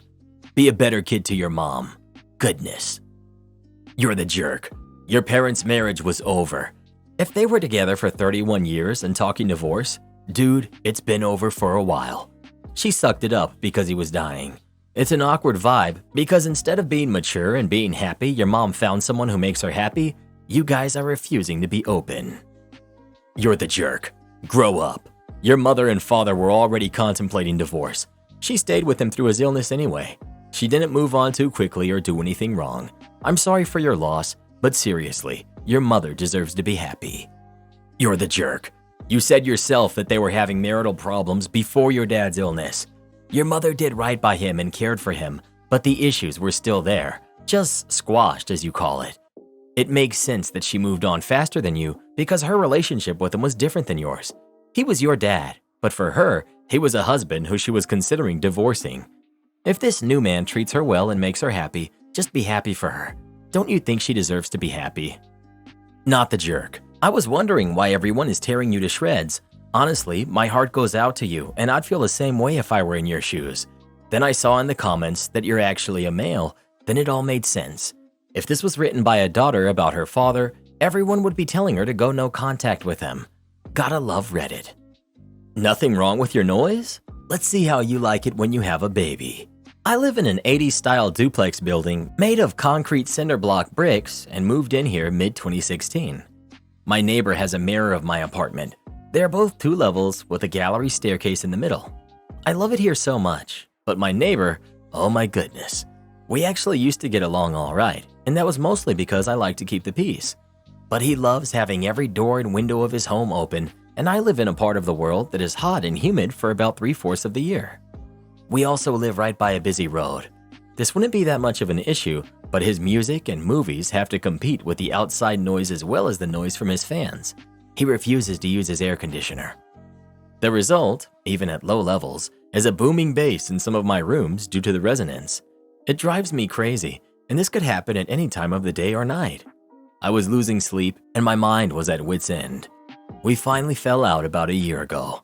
I had tried asking, begging, pleading, passive aggression. Every avenue had been exhausted by this point. I convinced him to come over to my house and just listen so he can hear for himself what I'm talking about, and thought surely he would realize that he needs to stop, or at least seriously adjust his sound settings. He said there was absolutely nothing wrong, and so I decided to change tack and increase the levels of my own system, much better than his, to roughly where his was. And again, he said there was nothing wrong and that he wasn't going to change anything. I was told that my sound wasn't able to be heard at their place and that I could leave the levels as they were and would just have to live with whatever sound came out of their home. At this point, I also started searching for phrases like narcissist or just a jerk to try to figure him out. He got with this lady he'd been talking to, and it's an absurd and toxic relationship, but not my problem, and I figured at least he wasn't playing sound that boomed through my bedroom in the middle of the night. Anyway, cut to a few months ago, I noticed he had some old baby stuff on his patio that looked like it was bought from a garage sale 30 years ago, and then in the following months, I see his girlfriend with a definite baby bump. By now, I bet you can see where this is going.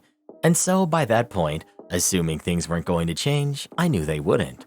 This past month, my neighbor and his girlfriend have welcomed an adorable little screaming baby, which I can't hear from my place at all, thankfully. But apparently, they absolutely can hear sound coming from my place and told me as much when they knocked this week, and I greeted them with a big smile and congratulations. They told me that they're getting no sleep at all and that they're at their wits' end. They asked, begged, and pleaded with me to turn my sound system down, and I reminded my neighbor that my sound wasn't able to be heard from their house, and even if they could hear my sound, then they can just live with it. I might reduce the settings slightly once I know for sure that a lesson has been learned, and I'm well aware that this would fit in Am I the Jerk and Petty Revenge, but I thought I'd give it a go here. Am I the jerk for hiding vegetables in my boyfriend's food? I, 28 female, have been with my boyfriend, who's 36, for a year, and we moved in together about 4 months ago. One of the first things I noticed about my boyfriend was that he never really eats vegetables. He would sometimes eat them if we were out at a restaurant and they came as part of his meal, but he never ate them when I cooked for him. Originally, I thought that maybe my cooking was the problem, so I asked him if he enjoyed my food, and he told me he loves my cooking. On nights I didn't cook for him, he ate exclusively frozen foods and never ate the vegetables in those either. Naturally, he has some health issues, vitamin deficiencies, etc. He had phrased to me as if it were something just genetically unlucky. I believed it for a while because I don't know how that stuff works, but eventually it became clear to me it's because he voluntarily eats a vegetable like once a month. 6 months ago, I started hiding vegetables in my cooking.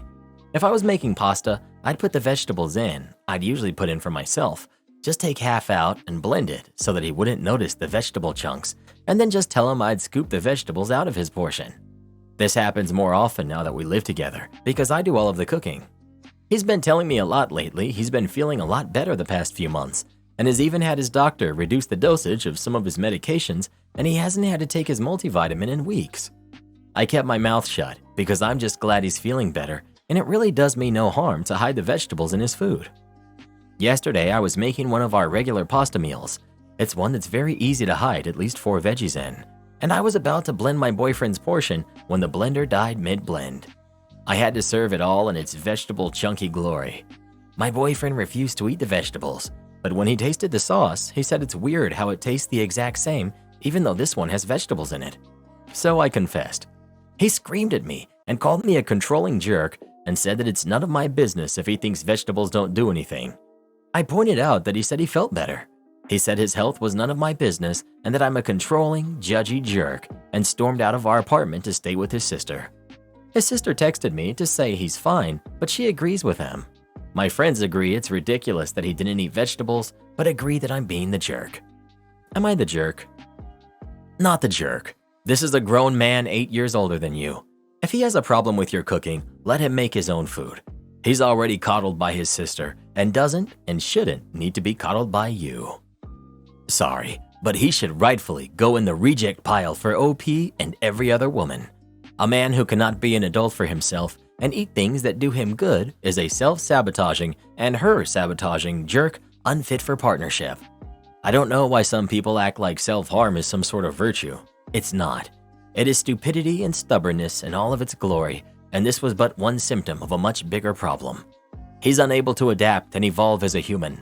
He's unable to adult himself and learn new things. He is unable to take responsibility for his own health or his cooking. He ate junk and thinks that is somehow as it should be. Anyone dating such a person should save themselves years of heartbreak and move on. And given that he apparently didn't mind the veggies when he didn't notice them, it's pretty clear that it's not even taste or texture he has a problem with. If it was, he could just say, "Oh yeah? Well, it tasted fine, so please keep blending veggies for me." But he insists on not eating them at all for no apparent reason. No, you're not the jerk in any way, and I don't care what anyone says. I admittedly was the same way till my girlfriend kinda got me to start. I felt much better afterwards and just, minus squash, I will straight up fight someone over having to eat that nasty food. If he's gonna be a crybaby about it, he can cook his own food and you can cook yours. That way, he can control what he's putting in his body, as another comment said. This guy is crying about eating vegetables that he didn't know he was eating and actually liked how it tastes. What a donut. Not the jerk. What kind of grown man doesn't eat vegetables? Get a new boyfriend. You're the jerk. It's infuriating how hypocritical you all are. I've seen several stories about boyfriends who secretly get their girlfriends to eat certain foods, and you guys completely flip out. But now that it's the girlfriend sneaking things into her boyfriend's food, you all give her a pass and tell her to leave him. I'll never understand how you all became so biased against the men in these stories. If he doesn't want to eat vegetables, guess what? He doesn't have to. He's an adult and gets to make his own decisions.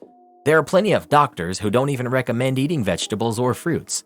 I'm sure you all would discredit them though, because you prefer to follow the food pyramid, the same one that has 90% of you overweight and diabetic and insulin resistant. Am I the jerk for telling my brother's girlfriend her dog is not equal to a human life and to stop talking?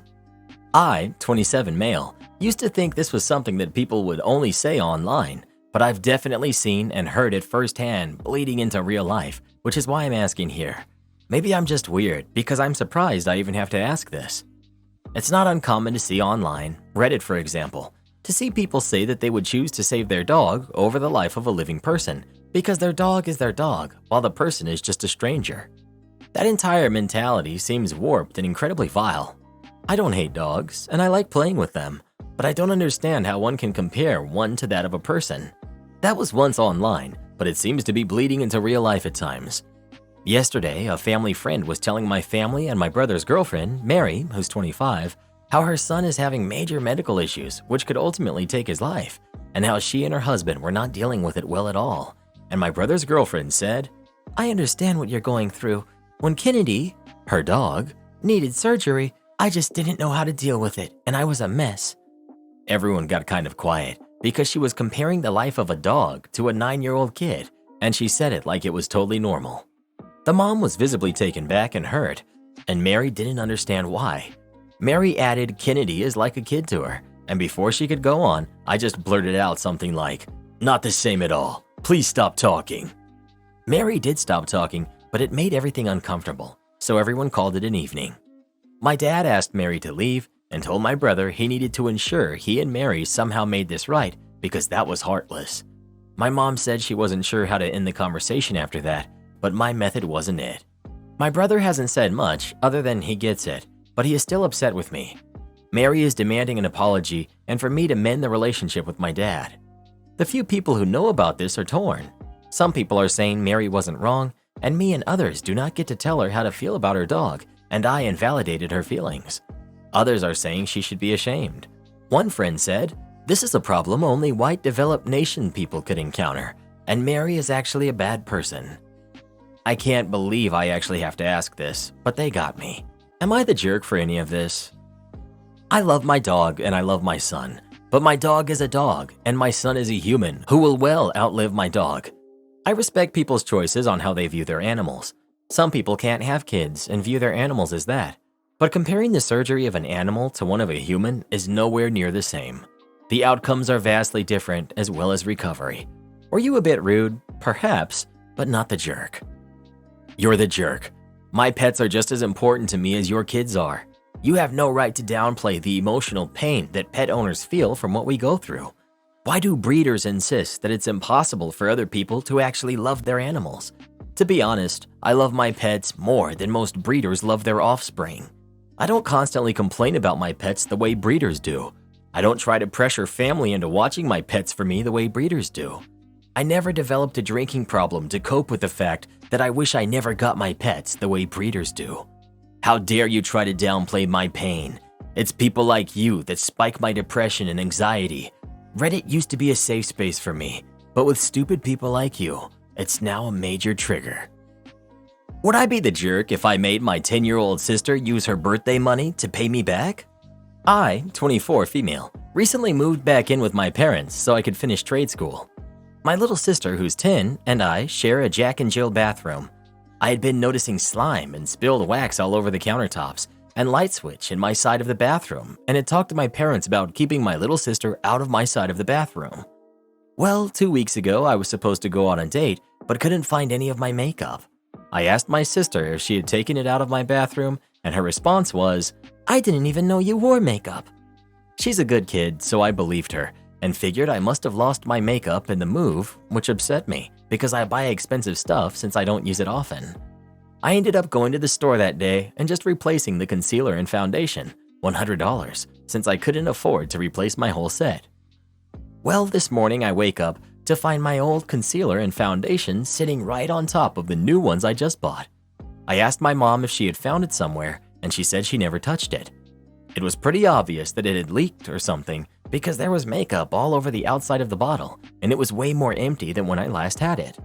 My mom immediately thinks that my little sister took it and goes into her room to snoop around.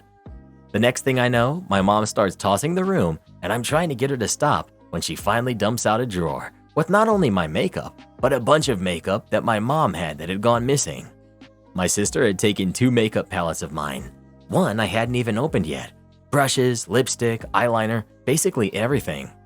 On top of that, my mom found open containers of slime and paint that had seeped into the carpet and other crap she had stolen from around the house. All of the makeup she took from my mom and I were destroyed. The palettes were mixed together and cracked. Brushes had paint in them, lipstick mashed, and everything was covered in slime.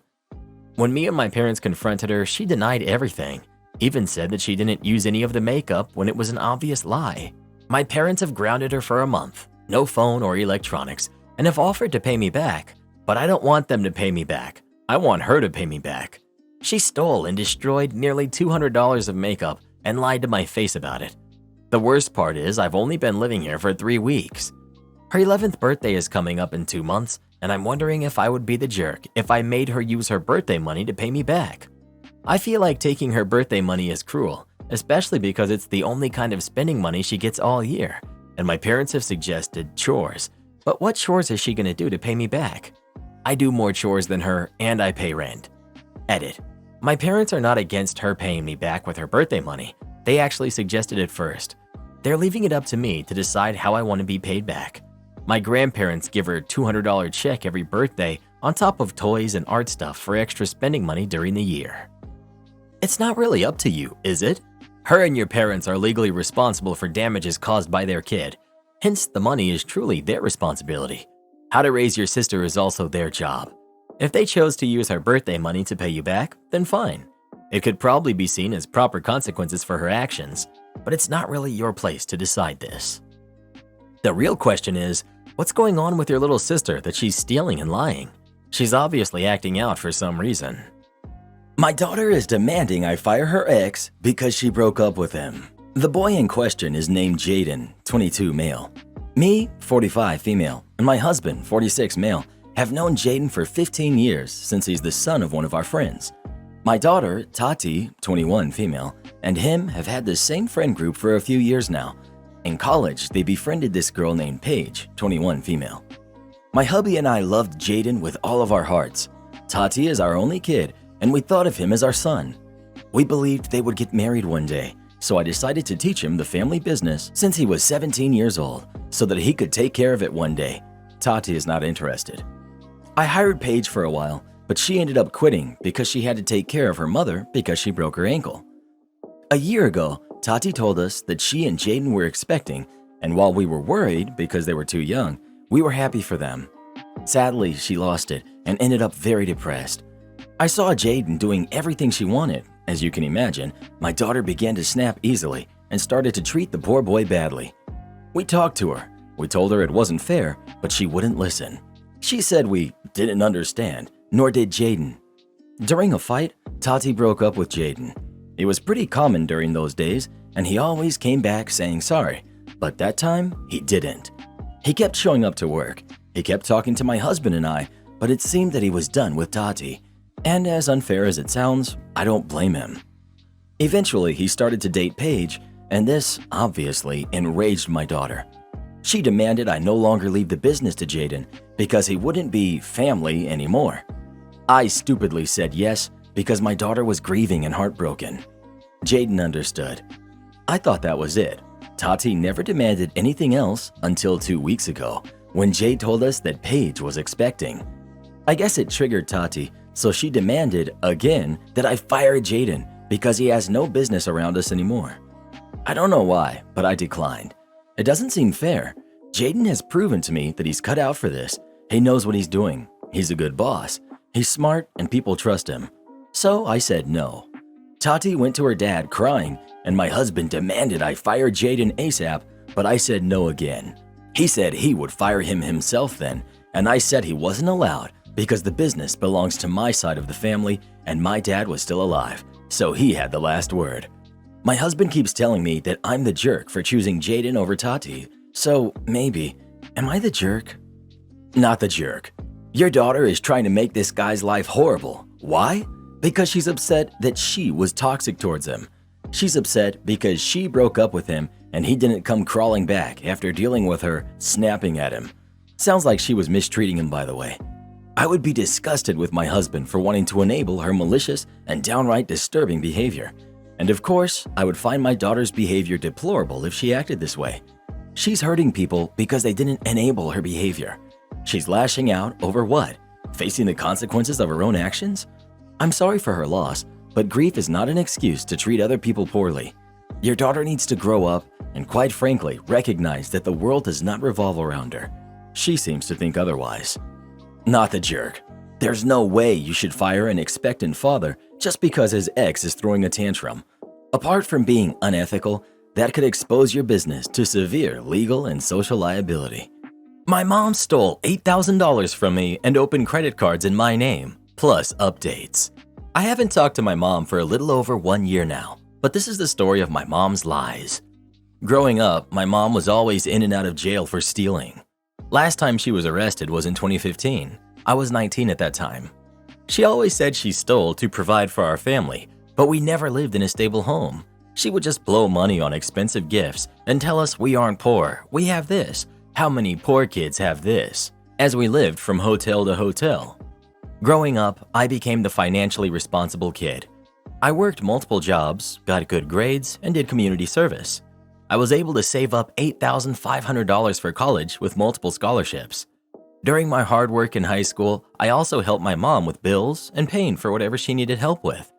When I left for college, she was arrested again and had to be dropped off states away by my aunt for my first day of college. I asked my mom for my college money, and she said she would transfer the money when she got out.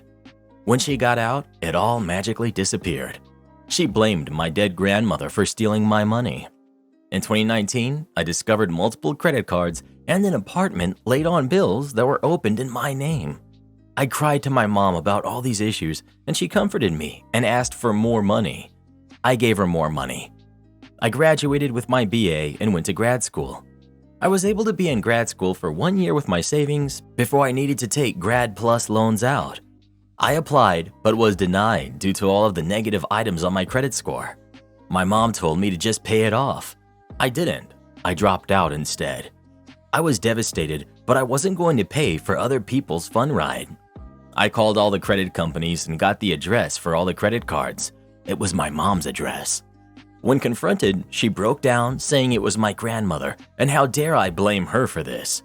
She demanded an apology and didn't speak to me for a week. My grandmother passed before all of the credit cards were open. I filed a police report against my mother. She doesn't know yet, but when she finds out, I'm sure I will receive the best kind of text message. We stopped talking for another reason. Edit for all the comments.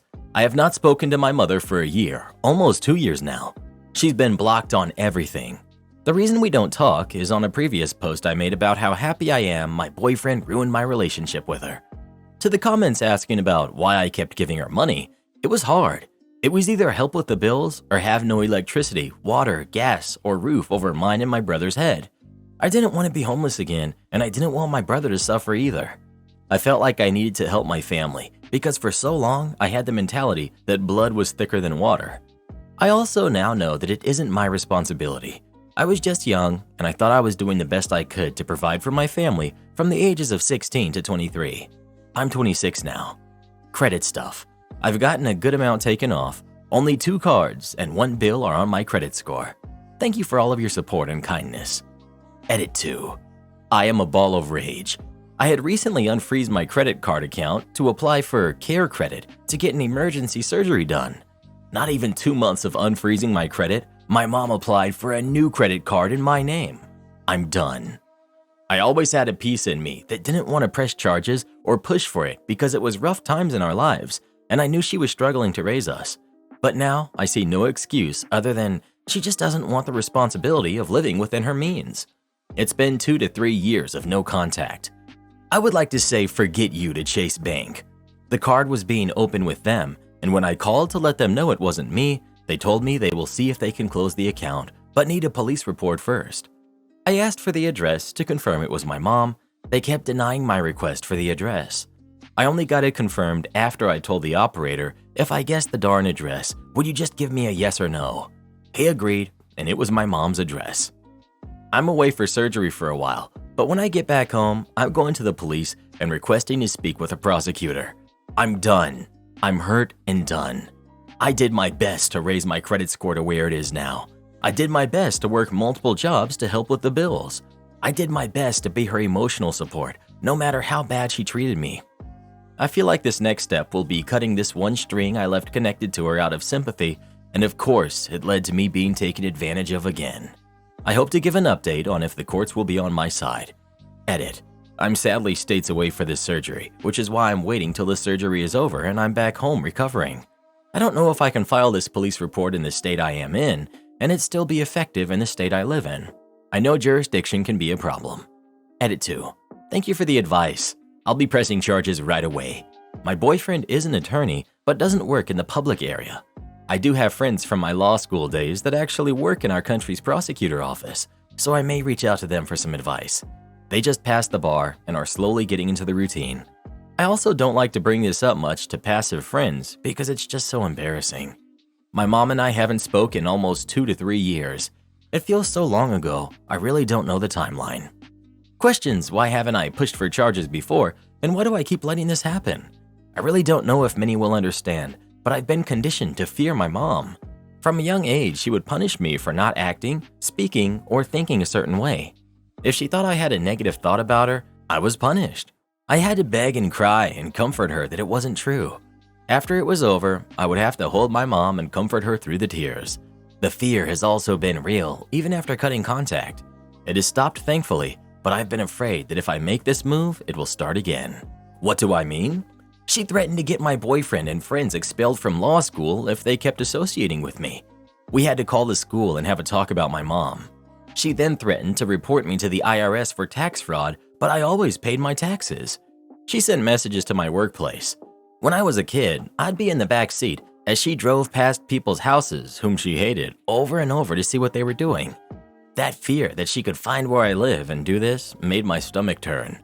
I was afraid to push for these charges in the past because I wanted to leave it behind and continue the peace I was living. She stopped, I removed all those nasty things on my credit, and I was happy. Until now. I know it will never stop. After 4 years of not opening anything in my name, she went back to it. So I'm putting my foot down and taking this step. I understand I should have pushed more earlier. I was scared and naive, but I'm going to stop it today. Last update until I get back home. I called my local police department back home, saying I have an update for the identity theft report I reported in 2021. They transferred me over to the detective office and said I would need to come in to make another report. I told them I'm currently waiting to finish a surgical procedure and will not be back home for a few days. They said it was fine. So at this time, I will not be able to make the report until I get back home. But I'm also happy because they said I can talk to the detective when I come in to file the other report. So I hope to be making a part 4 by the end of next month with some good news. Update 3. Well, it's been a mix of emotions the past few days. My surgery went well and my recovery should be complete by next week. I feel really good. 2. I got cancer. Didn't expect this one. Skin cancer, which is super easy to treat and to prevent if I keep up with the doctor appointments. I got this weird wart removed. Got a call right before I go into surgery saying it was cancer and I would need to come in for some more testing and body check. I would like to thank my mom for having me in tanning beds at 13. She said I was super pale and I believed her. She also didn't want people to think we didn't travel for spring break, so all spring break I would be in a tanning bed to look like we traveled. Wear sunscreen, kids. 3. I got a puppy. 4. I went to the police today and filed a report. Spoke to a detective too. I gave them all of mine and my mother's information. They asked if I would like to press criminal charges, and I said yes. They're going to call the credit card company to pull the report, and if Chase Bank gives them the report without a subpoena, then we will have an easy charge and closing of the case. If Chase Bank wants a subpoena, then it will take longer to close this. I'm super happy I finally did this and to hear that they may actually have charges to press against her. So once I have more of an update, I'll post again, but it looks like I may be a couple of months before we get somewhere. Also, I did talk with my brother. He knows and is aware of the situation. He doesn't seem to care about his credit, but he's also still young. I'm sure he will understand soon and hopefully get his taken care of. Update. Police called to let me know they will be going to see her today or Tuesday to talk about the theft. If she admits to it, then we will have an easy case. I told them on the phone she won't admit to stealing. She would just blame someone else. The detective wanted to know if she had a drug problem. I told him no, she just can't live within her means. If I get a call back that she has been arrested, I will let you know. Update 4. I got a call this morning from the detective. He wanted to hear my side of the story again. I told him my mom's history with theft. I told him I filed once in 2021 and nothing ever happened. How I found this inquiry and how she did it the moment I unfreezed my credit. He asked what did I want him to do. I told him I would like charges. He asked if he goes to her place, will she admit to this crime? I told him no. When I confronted her about this, she had blamed my grandmother. Apparently, the woman had powers beyond the grave to open these cards in my name. He said he'll be going down today to interrogate her. If she admits to it, she will be booked right there. If she doesn't, they will just need the Chase credit report. I'm planning to go to Chase to grab the report and hand it to them myself tomorrow. I asked if she would know our address. He said if we go to court, my address would be submitted as evidence against the identity theft, so she would know where I lived. Thank goodness we're renting right now. So we agreed if we go to court, we will see how long her sentence is and plan to move out before she's released.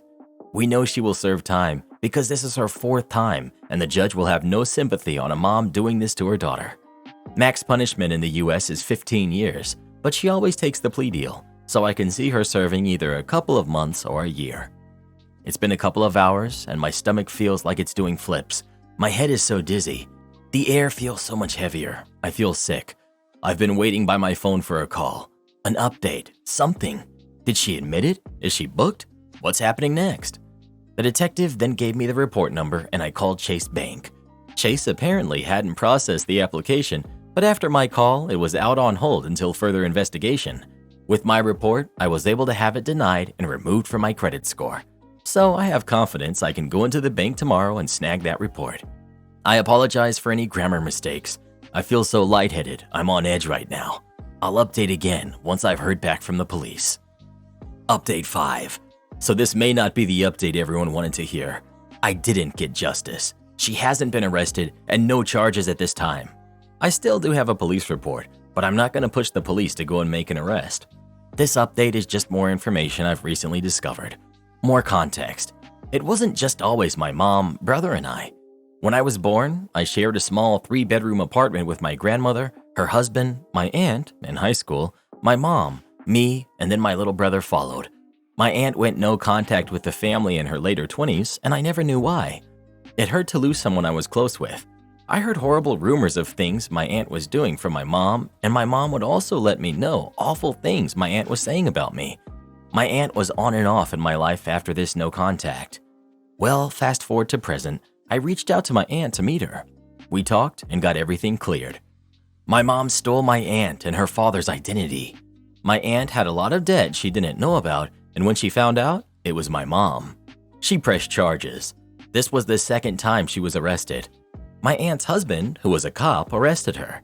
I knew he couldn't stand my mom, but never knew why. My aunt then gave me a list of family members who she also stole their identities, and everyone in the family knew it would happen to me and my brother. The issue was, how are we going to stop her? She was our mom. My aunt told me she wished my mom would have given us up, so my brother and I could have lived with her and had a normal life. I don't know why, but those words broke me so much. To know I had family that knew we were being treated like this but couldn't do much to help us. To know they wanted to save me and my brother. My aunt then proceeded to tell me my father tried to go to court to have my social security number changed and locked until I was 18. This way, my mom couldn't steal my identity. It obviously didn't work, and here I am. She told me how happy and proud she was of me. She told me she struggled when she went no contact because she felt like she left her babies behind and she was afraid of how we would turn out. I love my aunt, and I'm so happy I reached out.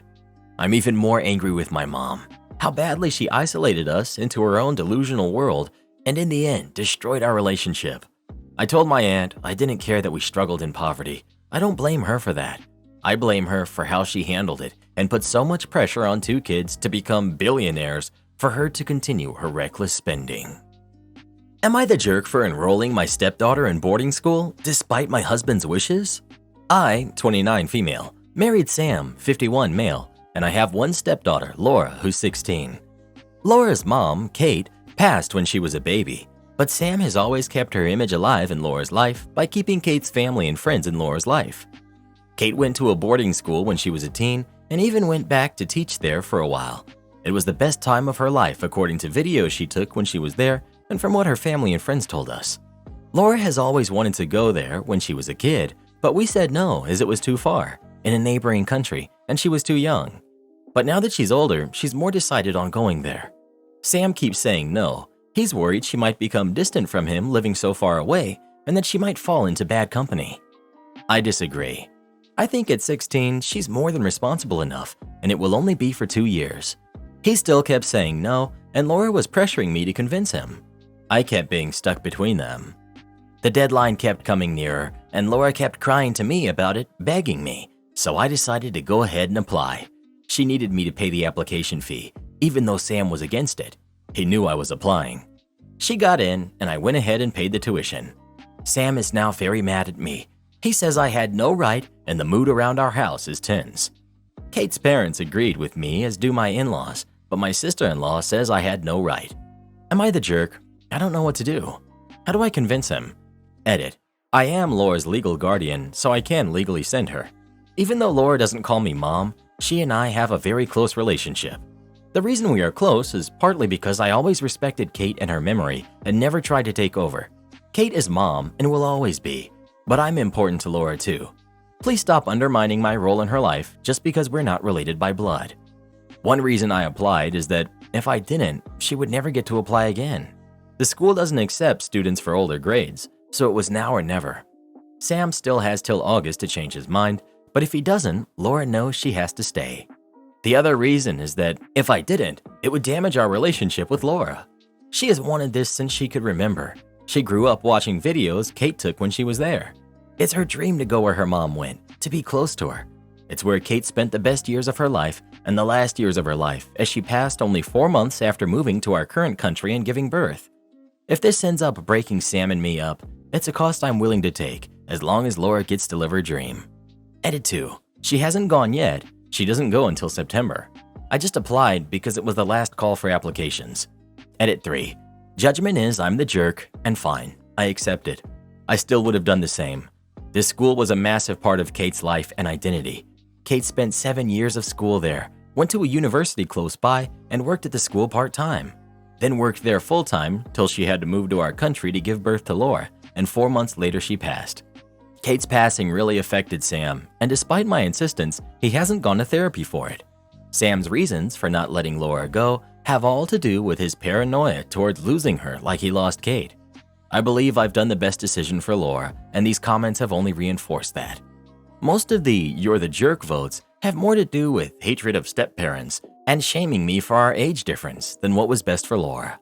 Edit 4. Logging off now. I'll go talk to Sam about getting therapy. His paranoia has been an issue with him and Laura before. He even wanted to get the 360 app one time, but I said no. I have to do what's best for her. If I have to pick between her happiness and him, I will pick her every time. That was not what I was expecting. I'm going with everyone sucks here except Laura. Your husband sucks for not listening to what Laura wants or being willing to discuss it with her. You suck for going behind his back. I would say this even if you were Laura's biological mom. One parent shouldn't unilaterally decide something as big as sending a kid to school in another country. Not the jerk, but woo, that age difference is a concern. You are doing right by both Laura and Kate. Everyone sucks here. Look, being uncomfortable with a 22-year age gap between your husband and you isn't shaming. You should look up that term if you're confused.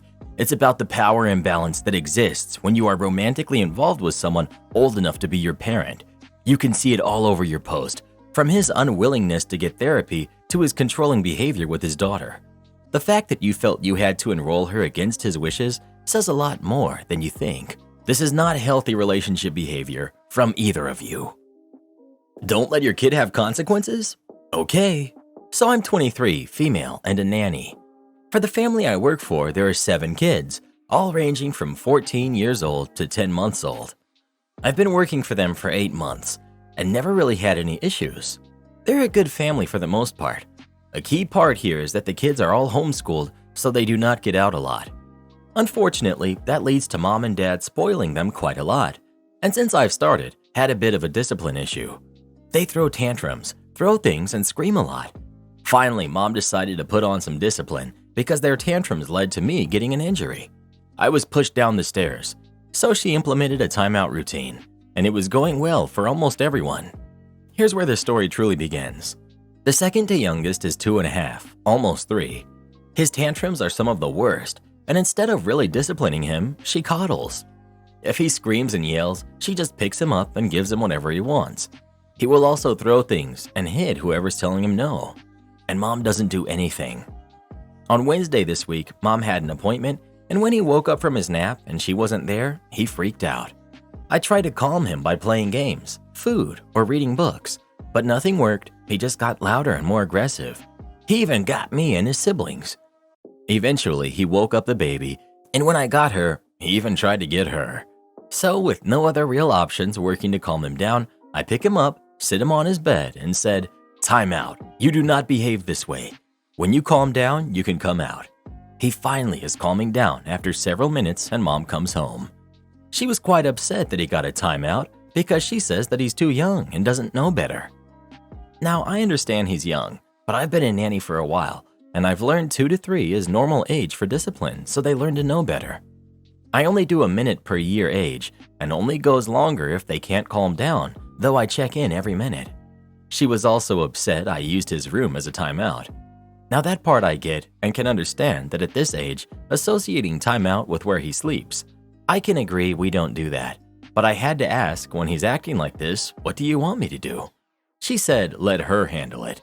If I'm not there, give him what he wants. It's not worth the fight. Okay, but what if it's something I can't give? She replied, if you can just let him go through it, he'll calm down quickly. I looked at her like, are you serious? You do realize how he can be, right? But okay. Cue malicious compliance. The next day, Mom had another appointment and she was gone when he woke up. And of course, he wanted her and only her.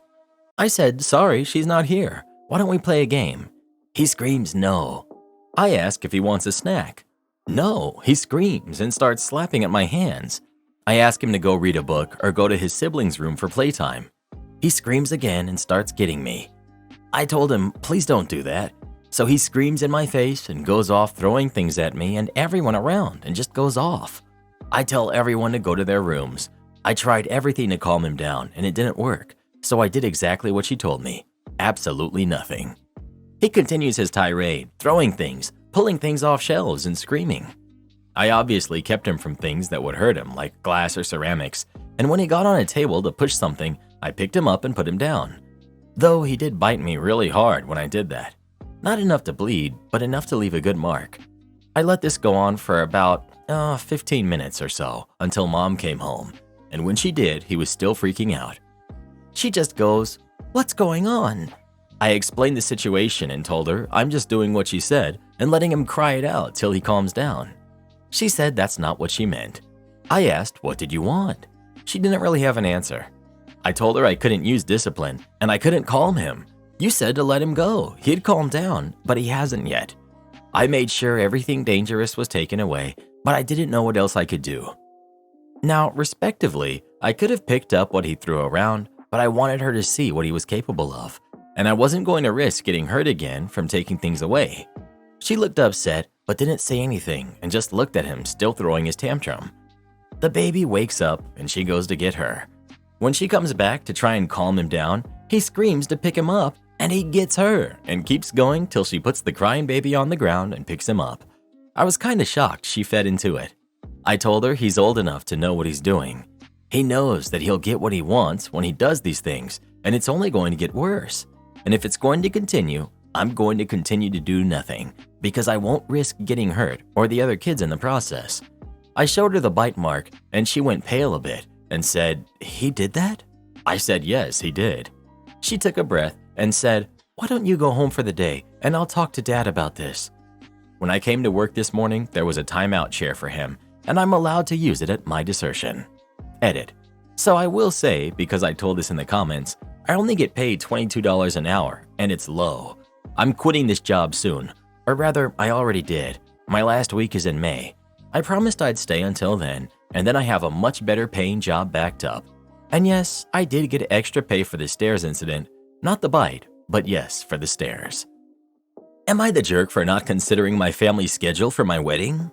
My fiance, 28 female, and I, 31 male, have been together for over 4 years. We've always been very vocal with everyone about having a destination wedding.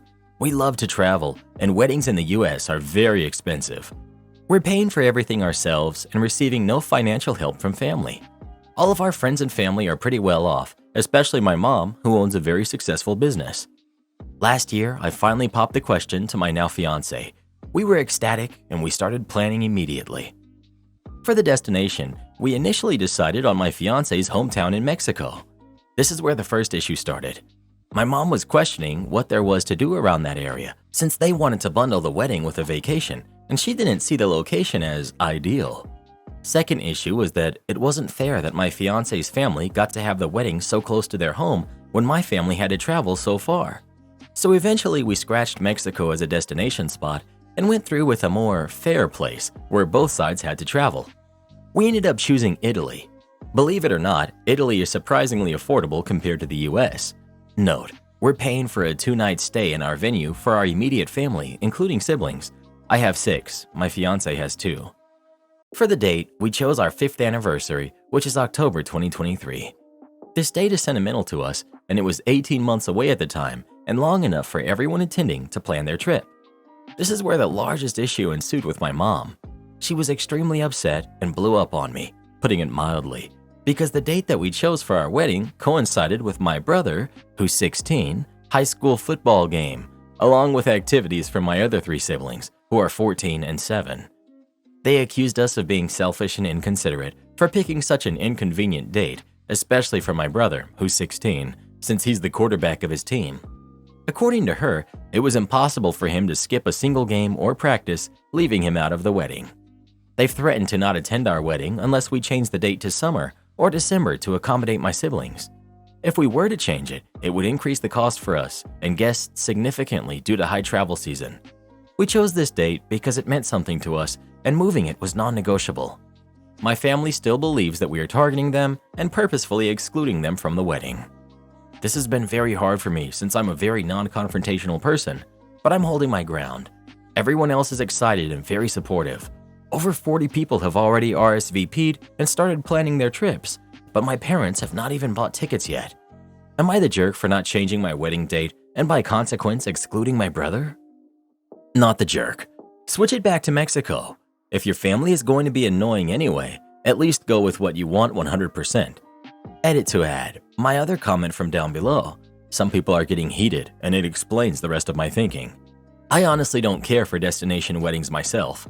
It seems a little like inviting your family to your honeymoon, but it's their wedding. If the younger siblings can't go, then they can't go. That's the gamble of having a wedding that's far away from home. I think people make entirely too much out of weddings. It's the marriage that's important. If it were me, I would get married by a justice of the peace and spend all that money on a trip to Italy, Greece, or maybe Turkey with my new spouse. Weddings cost way too much. Leave the family at home.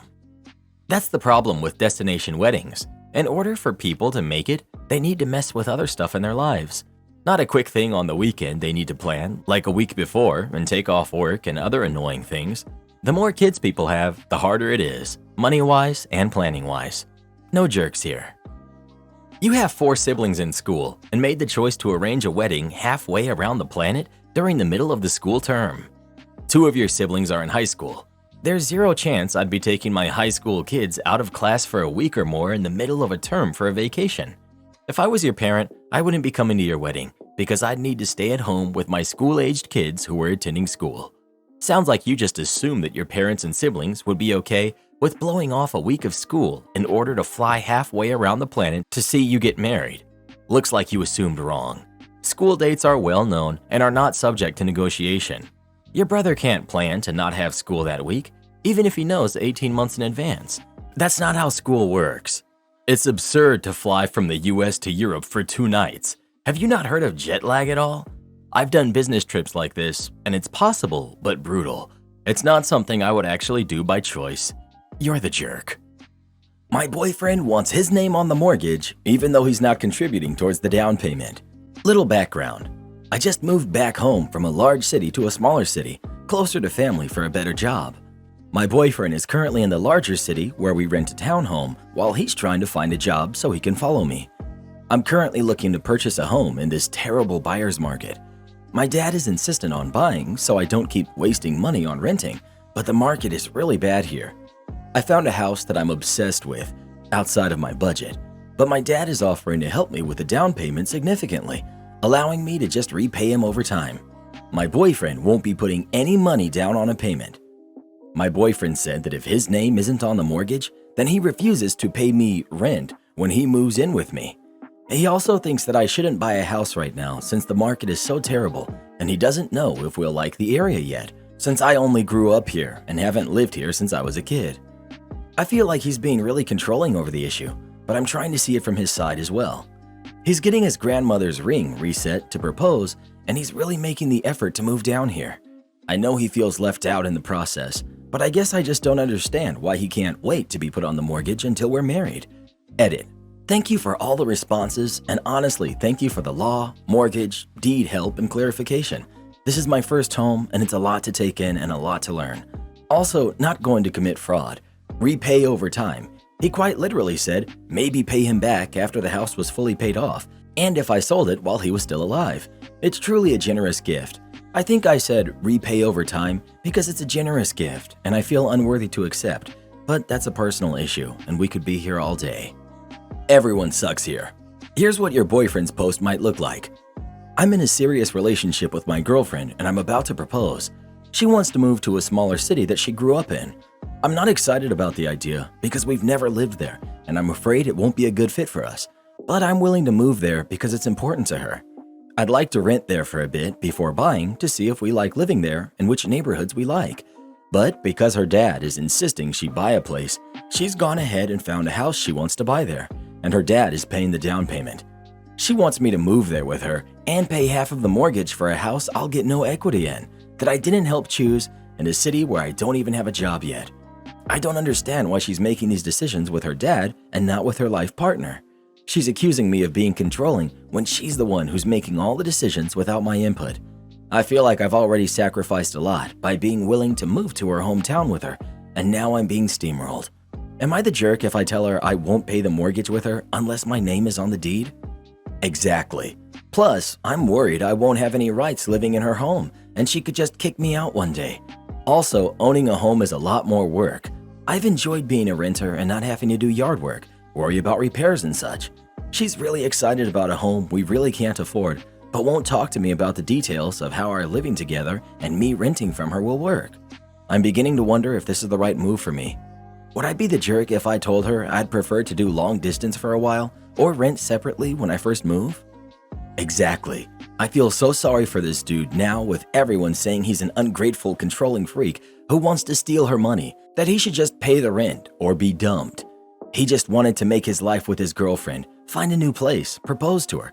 I'm sure if the situation would have been reversed, him buying the house, everyone would have called him the jerk. Karen's sister demands I pay for her wedding because I can afford it. I, 33 female, have a younger sister, Jamie, who's 31, who got engaged to her fiancé a few months ago, and now she's deep into the wedding planning. Our parents gifted us $25,000 each as a wedding present when we got engaged to help with wedding expenses and just to help us get started with some savings. For background, I got married 2 years ago to my husband, and we practically had little to no expenses. We just did a small wedding ceremony and celebration in my parents' backyard, and I used my mom's old dress, so our only expenses were really just food and photography. Due to this, we saved $20,000 of the money we were gifted and just put it into savings. Although my husband and I were happy with our day, Jamie had a lot to say. She practically spent every single family event after the wedding gossiping about how my wedding was so trashy and cheap. I think she expected a lot more from me because I work as a software engineer and my husband is a surgeon, and we could have afforded to have had a much nicer wedding. Now it's time for her wedding, and she has plans to go all out for it, which I wouldn't care about if she could afford it. But instead, she's become a greedy bridezilla, asking anyone and everyone for cash. My parents refused to give more than the original $25,000, and the other family members have chipped in, but maybe $5,000 max combined. Unfortunately, my sister knows I saved the $20,000 from my parents and that my husband and I have a good amount of money saved up because of our salaries. She's been asking me nonstop to give her the $20,000 as a wedding gift or help pay another one of her events like the bridal shower, bachelorette, rehearsal dinner, or honeymoon. Her reasoning is that my husband and I could easily afford to gift her one of these things, and I even gifted my cousin a honeymoon vacation as a wedding gift last year, so why couldn't I do something similar for my only sibling when I did it for my cousin? She's right in the sense that I could easily afford to pay for parts of her wedding, but in all honesty, I don't want to give her anything after she treated me so poorly following my own wedding. I told her my reasoning and that I don't want to financially support someone who didn't support me on my big day, and now she's been ignoring me, going around telling family that I'm extremely selfish and immature for this. Apparently, she's already put down deposits on a lot of services and vendors for her plans and just expected me to help pay for it. But now she has no way of paying the vendors and she can't get her deposits back either. So now my family wants me to help her out so that she doesn't lose the little money she already has. I just don't see how this is my problem. Am I the jerk? Not the jerk. She got a sum of money for it, and if she can't stay within that budget, nobody else needs to pay her a penny. You don't owe her even 5 cents. You were smart to have a low-budget wedding and have money for other things after. Smart, smart, smart. She was rude, rude, rude. Sister's audacity is so lacking in self-awareness that it's almost comical. Even if she hadn't spent the last 2 years publicly trashing OP's wedding, she still wouldn't be entitled to any money. And her behavior after OP's decision only shows that OP made the right one. Not the jerk. Why do people plan events that are outside their budget and then expect others to make up the difference? $25,000 is a lot of money if spent wisely. It seems she banked on having the $20,000 you saved from the outset. No, just plain no. Forget your HOA and its ridiculous rules. Back in high school, I was all about my car. Don't get me wrong, it was a rolling piece of junk, but it was my car. It had a trade-in value of maybe $5, but it was my car. I was learning how to take care of it, by which I mean I found where the dipstick was and how to pull it. I hadn't yet moved on to tire inflation, one step at a time. One day after school, I drove over to my friend's place. We jump out, pop the hood, pull the dipstick, check the oil, and it was fine, so put the hood back down. I had no idea what an HOA was, nor what it meant. I was just a happy, ignorant teenager, eager to demonstrate how responsible I was with my wheels. A few days go by, and we're hanging out at my friend's place when his mom comes home. She starts giving us the business in that I'm annoyed but trying not to be voice about a warning she received from the HOA regarding repairing cars in your driveway, complete with a photo of my car with the hood up. Really, she was being pretty good, though clearly annoyed. We explained that we weren't repairing anything, that I was just checking the oil levels and didn't even need any tools. Picture, it just had the hood up. She softened quite a bit, and the focus of her annoyance shifted from us to the HOA, since it's entirely reasonable for anyone to check the level of oil in a car. She finds her copy of the HOA rules, and we all read them together. Sure enough, there's a bylaw that says you can't repair a car in the driveway. I protest that I wasn't repairing anything, I was just checking the oil. Reading the exact rules on exactly what was forbidden sparked an idea. I look at my friend, raise an eyebrow, and say, "Fight the power? Fight the power." I propose my plan to his mom and ask for permission since she's going to have to deal with the fallout. She's on board since she thinks this is supremely stupid, and we set in motion. Cue the malicious compliance. Every day after school, my friend and I drove our cars to his place, parked in their driveway, raised the hoods, and just looked at the engines. No tools. We weren't even near them. We didn't check the oil, we didn't so much as touch them, nor wipe them down with a rag. All we did was expose them to the birds, the sky, and God above to just let them breathe. After a while, I got bored, so I started setting up an easel and drawing my engine 10 minutes at a time. My friend had to one-up me, so decided he needed some tasteful artistic photos with his engine. He judged the best photos would be him laying over the engine shirtless and fake kissing it. Just absurd, over-the-top, moronic high schooler stuff. Predictably, the HOA was on us quickly. The warnings quickly turned into fines, complete with pictures of both vehicles with their hoods up. Then more pictures with mine with its hood up and an easel in front. Then even more pictures with my friend's with its hood up, him laying on the engine compartment and me taking pictures of him with the camera. Soon enough, his mom let us know that it was time for the monthly HOA meeting. Of course, all three of us had to go in person to protest the fines. So the motley pair of us show up along with his mom and his mom's stack of fine notices. I bring along my engine drawing and we printed some of my friend's engine photos larger than normal. After a while, it was new business time and my friend's mom steps up. I'm pretty sure they expected her to play the "My son and his friend are morons, please make these fines go away since I didn't know what they were doing" sympathy card. Nope, not a chance. She politely but firmly attested that she was being sent fines for something that wasn't in the bylaws and asked the board to stop. One of the board members spoke up, saying that working on cars was against the bylaws, and clearly that's what was going on since both hoods were up. Oh, you should have seen their faces when she corrected them that the bylaw said no repairs were allowed, that there were no repairs going on in any of the pictures since no tools were visible, and that we were just doing art projects for school. Even longer faces were seen when she showed my, truthfully, completely terrible drawing of my engine, along with the date stamped a couple of weeks ago pictures.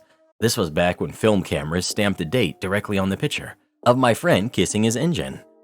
The HOA president called for a 5-minute recess, during which the board huddled in a corner of the room.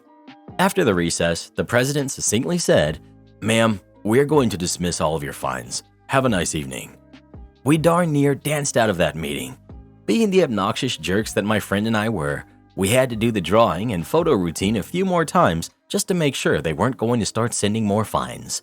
They wisely didn't, and being victorious, we soon found other ways to annoy them. Am I the jerk for taking the vegetables out of my kid's burger? I, 39 female, have 3 kids who are 6, 9, and 12. My husband, who's 40, and I decided a few days ago to take the kids to our local restaurant as a treat because we don't do this often. My husband is a bit of a health nut and is very restrictive of the foods my kids eat, which is the main source of our arguments. On Thursday, we went to the restaurant and the kids were super excited. The server was asking what the kids wanted when my 12-year-old, we'll call her Emily, said, "Cheeseburger with bacon." My husband butted in and said, "With lettuce and tomato." Emily's face immediately fell. My husband didn't even notice, and Emily looked super bummed. After the server took our orders, my husband turned to Emily and asked her what's wrong. She said that she didn't want lettuce and tomato on her burger because she doesn't like them. He sighed and said that they've been through this a million times, and having vegetables with every meal was super important. Emily looked like she was about to cry. She is neurodivergent, and a lot of food tastes and textures really bother her, tomatoes being a large one. My husband doesn't seem to care, which really bothers me. When the food came, Emily didn't even touch the burger. So when my husband went to the bathroom, I took the lettuce and tomato off the burger, put them on mine, and winked at Emily. She grinned and gladly ate her burger. My husband didn't say anything about it until that night. He told me that taking the vegetables off was a violation of his trust because he was just looking out for our daughter. I told him that it was just one meal and not having vegetables once wasn't a big deal. He said that those vegetables were very important. I left the room and have been talking to him as little as possible. So Reddit, am I the jerk for taking the vegetables off my daughter's burger? I think I might be the jerk because it's just lettuce and tomato, and my kids having vegetables is really important to my husband, but I feel like he was being super controlling and I never want to see my kid upset. Update. I went to bed when this post had about 200 comments and 50-something upvotes. Now there's 5.8 thousand upvotes and 1.8 thousand comments. I've been reading through a ton of them, and my heart is breaking for everyone who's sharing their stories with eating disorders and their relationships with food. I've decided to discuss this with my older 2 about getting into therapy. I'm still trying to figure out what to do with my jerk husband. Divorce is a serious contender. I would have considered it sooner, but I always thought that it would be better for the kids if we stayed together. I've now realized that what he's doing is hurtful and it could be life-threatening. I'm thinking about taking the kids over to my parents' house for the week because I don't think I can handle any of this anymore. Thank you so much for all of your support, and I really appreciate it. I'll update later about what I've decided to do. OMG, not the jerk. Your husband is setting your kids up to have a horrible relationship with food. They're kids. They eat when they want and should have a say in what they eat. This. Unhealthy relationships with food, this is so important. Beyond what some parents may know, associating upset and even shame with food is putting this poor kid at an incredibly dangerous road. It's not just about the husband being super controlling, which he is. Like, dude, yikes, there's a lot to unpack there. It's about how this will seriously mess their kid up more than they know. I pray that this doesn't cause too many eating disorders. That may sound extreme, but that is a highly likely outcome of this. Not the jerk, but your hubby is. First of all, tomato is a fruit. And second, lettuce has very little nutritional value. Why not just order a side of veggies with her burger instead of insisting on having them as a burger topping? Info. Why are you with a man who doesn't care about her disability? OP. If I'm being honest, our relationship has been struggling lately. I've been trying to convince him to go to couples counseling, but he's been refusing. We're trying to work it out by ourselves, but it's been really hard. This really pushed me over the edge, so I'm particularly mad about this one. You're the jerk. Welcome to 2023, where wives leave their husbands if we try to get our kids to eat vegetables. Honestly, I feel bad for this guy. There are so many real issues that couples have, yet you choose something like him wanting the kids to eat a few vegetables to flip out over. You're the jerk. It's the way you taught your daughter that hiding things from one parent to get something they want from the other parent is okay. That really undermines your parenting going forward. In the food argument, vegetables at every meal isn't an unreasonable requirement, but your husband should be working to fit in vegetables that the kids like. But this is a discussion you should have with him before you went out.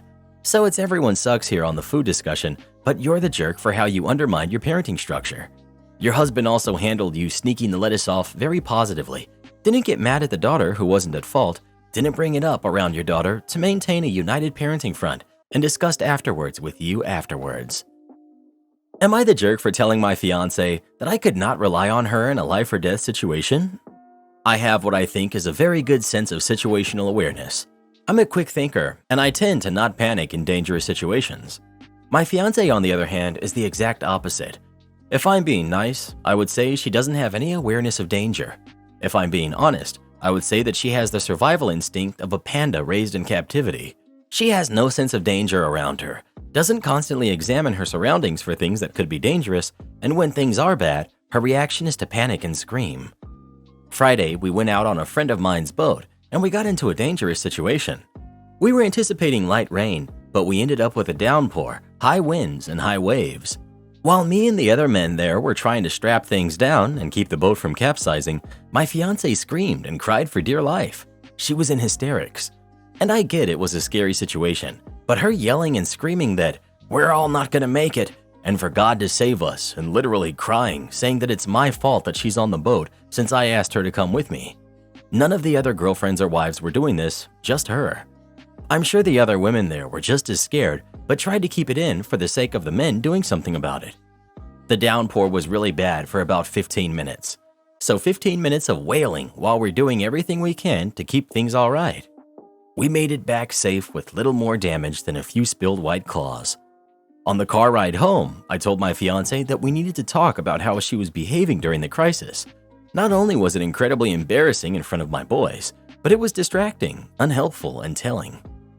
I told her that today proved to me that if I was in a life or death situation, I could not rely on her to be of any help or to do anything except make things more stressful.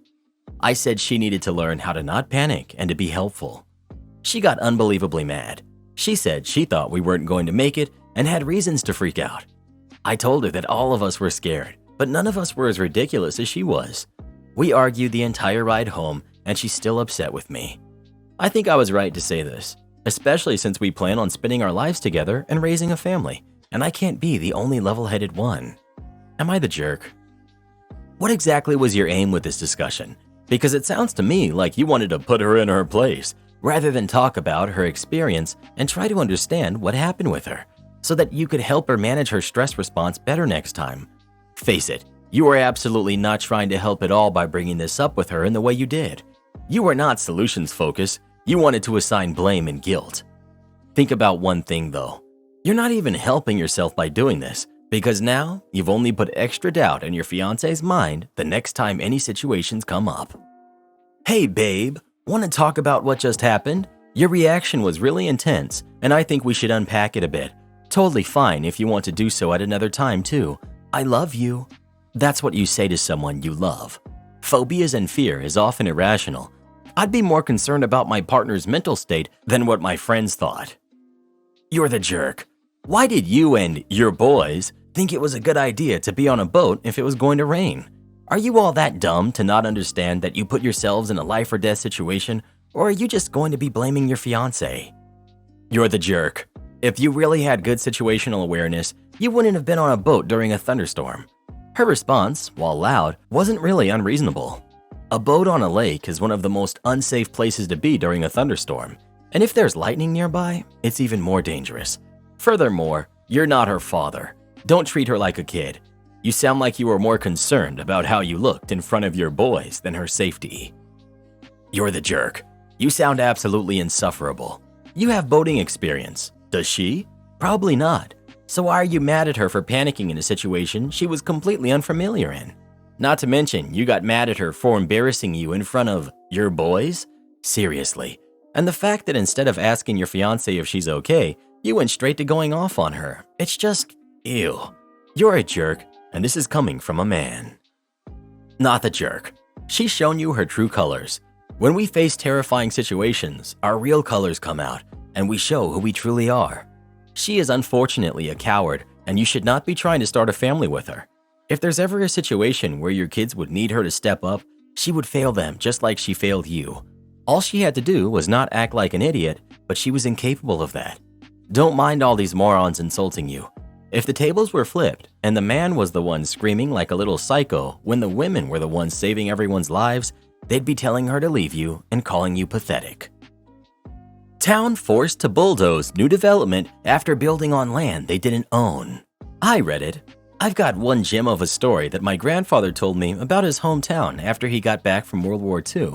It has to do with a tree farmer, a corrupt mayor, and over 20 homes getting bulldozed. Enjoy. At the end of World War II, thousands of troops were heading home, starting new families, and wanted to move out of the city.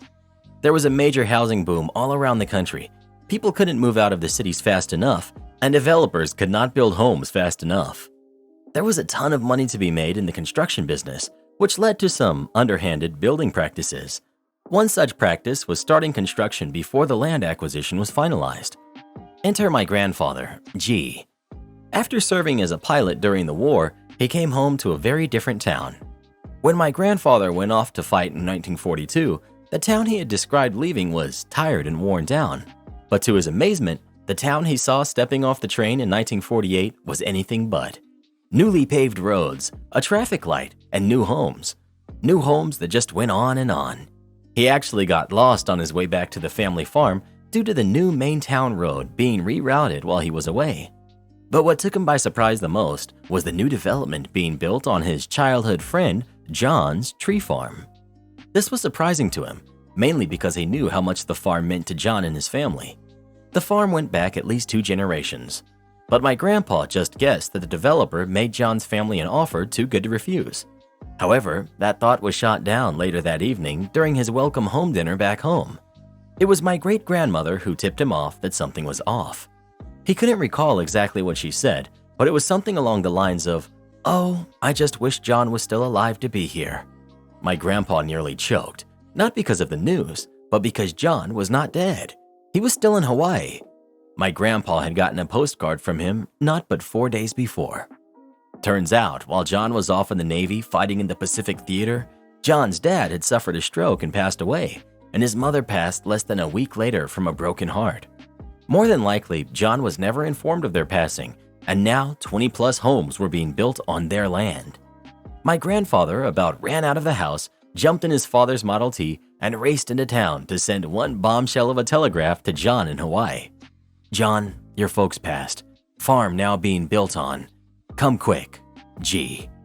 My grandpa never got a response back. He figures that John must have fainted from shock, then jumped up and ran to the Navy base to get on the first boat home. Because he was back home in less than 4 days, and he was mad. According to my grandpa, when he burst through the doors of the mayor's office, everyone in the room looked shocked. The poor desk clerk was fumbling over his words, trying to talk to John. Then the mayor came out of his office to see what all the commotion was about. As soon as he saw John, he went white as a sheet, then ran back into his office and locked the door. Getting nowhere at the mayor's office, John went to the next town over and hired a lawyer. What happened was a 7-year court case that ended in the mayor being sentenced to 8 years in jail and the developer going bankrupt. Turns out that after John's parents had passed, John wasn't able to be contacted for some reason and was just assumed to be dead.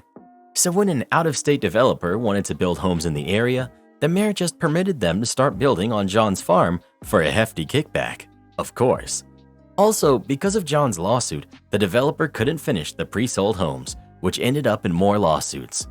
In the end, the mayor and the developer and the town ended up having to pay John close to $45,000 total, which is over $752,000 today, and then the farm had to be returned to its prior condition. To say John was happy would be a vast understatement. Today, John's tree farm is a nature reserve, and the story of the corrupted mayor is all but forgotten, except for by a few locals. John passed in 1999. My grandpa has been back to his hometown a few times to visit his grave and to check on the old tree farm. Would I be the jerk for selling my friend's Taylor Swift ticket? I was the one who sat in that awful Ticketmaster queue for literally 7 hours, fighting for my life to get us tickets to a show. I won't specify the show because of the fear of my friend seeing this, but here's the details. When I got our tickets, my friend and I were super close. However, she's become extremely rude and honestly passive-aggressive towards me as of late. I try to ask her if I had done something, but she always says no. I've also tried not to let it bother me, but now I'm aware from other people telling me that she talks crap about me behind my back constantly. I believe this is her boyfriend encouraging it because he's an awful person too, but she continues this behavior even when he isn't around to see it. For example, she'll tell me I didn't do something right, and I show her I did do it. She'll get mad at me and not talk to me for at least 24 hours, or she'll message her boyfriend immediately the second I do something she deems annoying. I truly believe at this point that she's only being nice to me the way she is now because of our tickets. She paid me for hers, face value, and it's still under my Ticketmaster account. If I sell it, it would be face value as well, and I'd be giving her the money back, because obviously it's her money. I just don't feel comfortable going with her anymore, and she's made it clear if we go, she expects to ride together and stay together. And as dumb as it may be, I'm so sick of being treated like garbage because of her. I know it probably seems mean to just sell the ticket and take away her chance of seeing Taylor, but the idea of sitting next to her for 3 hours, plus the hours that it'll take her to drive there, plus any time in a hotel, makes me miserable. She hasn't paid for gas or hotel or anything she would be out of for money-wise if I were to get rid of her ticket. And again, I would 10,000% give her her money back because I'm not a thief and would not steal anyone's money. Please weigh in here because our concert isn't in 1 month and I don't know what to do because I feel like it's a jerk move, but at the same time, I'd be returning her money. Edit. The reason I'm wanting to sell the ticket completely is because it will be right beside me the entire show. If I sell it, I understand the friendship is over, but with the way she is, the friendship is over the second I tell her I want to go separate anyway. Edit 2. A lot of people are under the impression that I want revenge, but genuinely, that's not the case. I'd much rather go with her. We've been friends forever. But no matter what I do or say, she refuses to treat me the way I deserve as of recent. I would 100% talk to her before I sell the ticket. I'm just trying to get an opinion on how I should expect her to react. Not the jerk. If you give her 100% of the money back, you shouldn't have to spend that much time with someone who makes you so uncomfortable and miserable. It would suck the joy out of the entire concert, and you definitely don't want that. But if you sell the ticket, all pretenses drop, and things between you two will get even worse. You'll definitely lose the friendship, such as it is. So just be prepared to deal with the blowback. You would be the jerk. It's her ticket. If she wants to sell it, that's up to her. However, you're not obligated to go with her in the same vehicle, etc. She could possibly sue you for selling her ticket since she paid you for it. Let me be clear. You are currently the steward of her property. It's not yours to do with what you want, even if you plan on giving her back what she paid for it. She could sell it for a lot more if she decides not to go. Not the jerk. Reddit is talking like the ticket is the jerk friend's legal property. It's not. OP clarified she is absolutely paying the jerk friend back. OP, have a phone call to do a friend breakup, then return the money immediately after the call ends. Also, don't sell for face value unless you have a different friend you want to come. Neighbor let their brats take all of our Easter eggs. So this happened about 4 days ago, and I'm still livid. So for a quick background, I, 25 female, was in a pretty bad wreck a few months ago. Because of my injuries, I haven't been able to work, so between medical bills and lawyer fees, money's been pretty tight. My sister, Anna, has 4 kids, and I have a 3-year-old son. Before the wreck, I always went out of my way to make sure the kids had good holidays. My siblings and I didn't get anything growing up, so I spoil them. My sister is a single mom, so money is tight for her too, which is why I tried to be a good aunt and go all out. I decided to forego the extravagant Easter baskets from years past because it was out of my budget. I set them down and explained the situation. They understood and asked if we could do a family Easter egg hunt instead. I got cheap eggs in specific colors to make sure each kid knew which eggs to hunt for and bought name brand candy to put in them. I added a few dollars in some of them and a few little toys and trinkets I knew the kids would like. We decided to do it at Anna's house because she had a yard. It took me an hour to hobble around hiding eggs, but it was worth it. We started, and 2 boys came sprinting across the yard with pillowcases. They started picking up eggs with our kids. We tried to explain that this was a family thing, but they ignored us. Their dad came out while this was happening, and I tried to explain. I usually wouldn't mind, but not this time. The dad talked over me. He thanked us for doing this and said his kids were thrilled when they saw me hiding the eggs. "I'm sure you don't mind a few of their friends joining in. They're just kids and they get excited." After they were done, they ran back home. They had taken most of the eggs and had messed up the number that each of our kids got. My youngest niece had yellow eggs, and they had only found 2 of them since the neighbor kids had taken them all. The kids were upset and I was mad. The next day, I went over to their house and asked to speak to their dad. I said that I didn't care that they joined in because they were just kids, but I needed him to pay me back so I could buy more eggs to redo it with just my family. He lost it on me. He said that candy and plastic eggs are cheap, so it shouldn't matter about paying me back because it wasn't much. He started ranting about how I should have told them to stop and how I was a massive jerk for demanding money because his kids wanted to be included in what their friends were doing. He called us greedy and refused to pay me just because my family was upset that they didn't get enough eggs. He basically called me stupid and told me that the point of an egg hunt was competition. I talked to my family about this situation. My sister agrees with what I did, but my mom said I was a jerk for demanding he pay me back because it was just some cheap Easter eggs and candy, so I should just let it go. Not the jerk. An egg hunt in your own yard is not an event open to the public, and you had every right to be angry. That man would have gotten told off that day, and I would have demanded that he be the one to tell his kids to put back every single egg that they stole. You don't come into someone's yard to steal things that don't belong to you, and that's what they did. If the eggs were so cheap, he could have gotten some for his own kids. If you have an Easter egg hunt next year, each egg has a slip of paper with the name of candy on it. After the Easter egg hunt, you all go into the house where you let the kids hand you their slips of paper and you hand them the candy. If neighbor kids steal the plastic eggs, they won't get the candy. I am with you. I would have been furious. That neighbor is a jerk and is teaching his kids poor manners. Having to do this is such BS, but I do think it's a doable workaround for next year. Good thinking. Would I be the jerk if I call the cops on my son? My son, 13 male, has repeatedly stolen from us over the past 2 years. Each time he has denied it, even when we found proof it was him. Last year, he took my husband's, male 48, bank card, added it to his Google account on an old phone, and then spent $300 on a downloaded basketball game. We found it by accident when we found him on the phone, did a search of his Google account, and found the card linked to it. He completely denied it was him and blamed his younger brother, who's 10. His brother has his own phone and never uses his older brother's. There were consequences. We grounded him and took the phone off him. The new phone is on Google Family Link, so we have a lock to prevent him buying anything. Yesterday, we discovered that someone had made 2 payments on our credit card, one for a laptop for $2,000, which was declined, and the other for a bike for $3,000, which went through. We spoke to our credit card company, and they refused to refund the money as we had been to the store before. The $2,000 attempted spend was at a store we use, but where we have never used the card before, hence it was declined. We went to the bike store where someone had spent $3,000 and they agreed to refund the money, minus the admin fee they got charged for refunds. They told us the order was placed online and printed the order for it. They said it was a click and collect order. It had my husband's name on it, but my son's email address and telephone number. They said that they phoned the number after the order was made yesterday and spoke to the person who placed the order. They said that the person was clearly a kid and was unhappy when they said that the cardholder had to be present when the bike was collected. We checked my son's email and there was no evidence of an order being placed, but there was evidence on his call log of a 2-minute call with the bike shop the day before. We also found an email from the computer shop in his email, and when we clicked on the account information, it opened in his Safari and had his username and password saved. When we went into the account, the $2,000 computer was in the basket. Despite all the evidence against him, he has blamed his younger brother.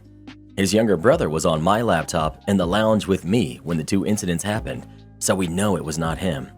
My husband had left his wallet out and the card was still there, so we know the card has not been dropped or stolen.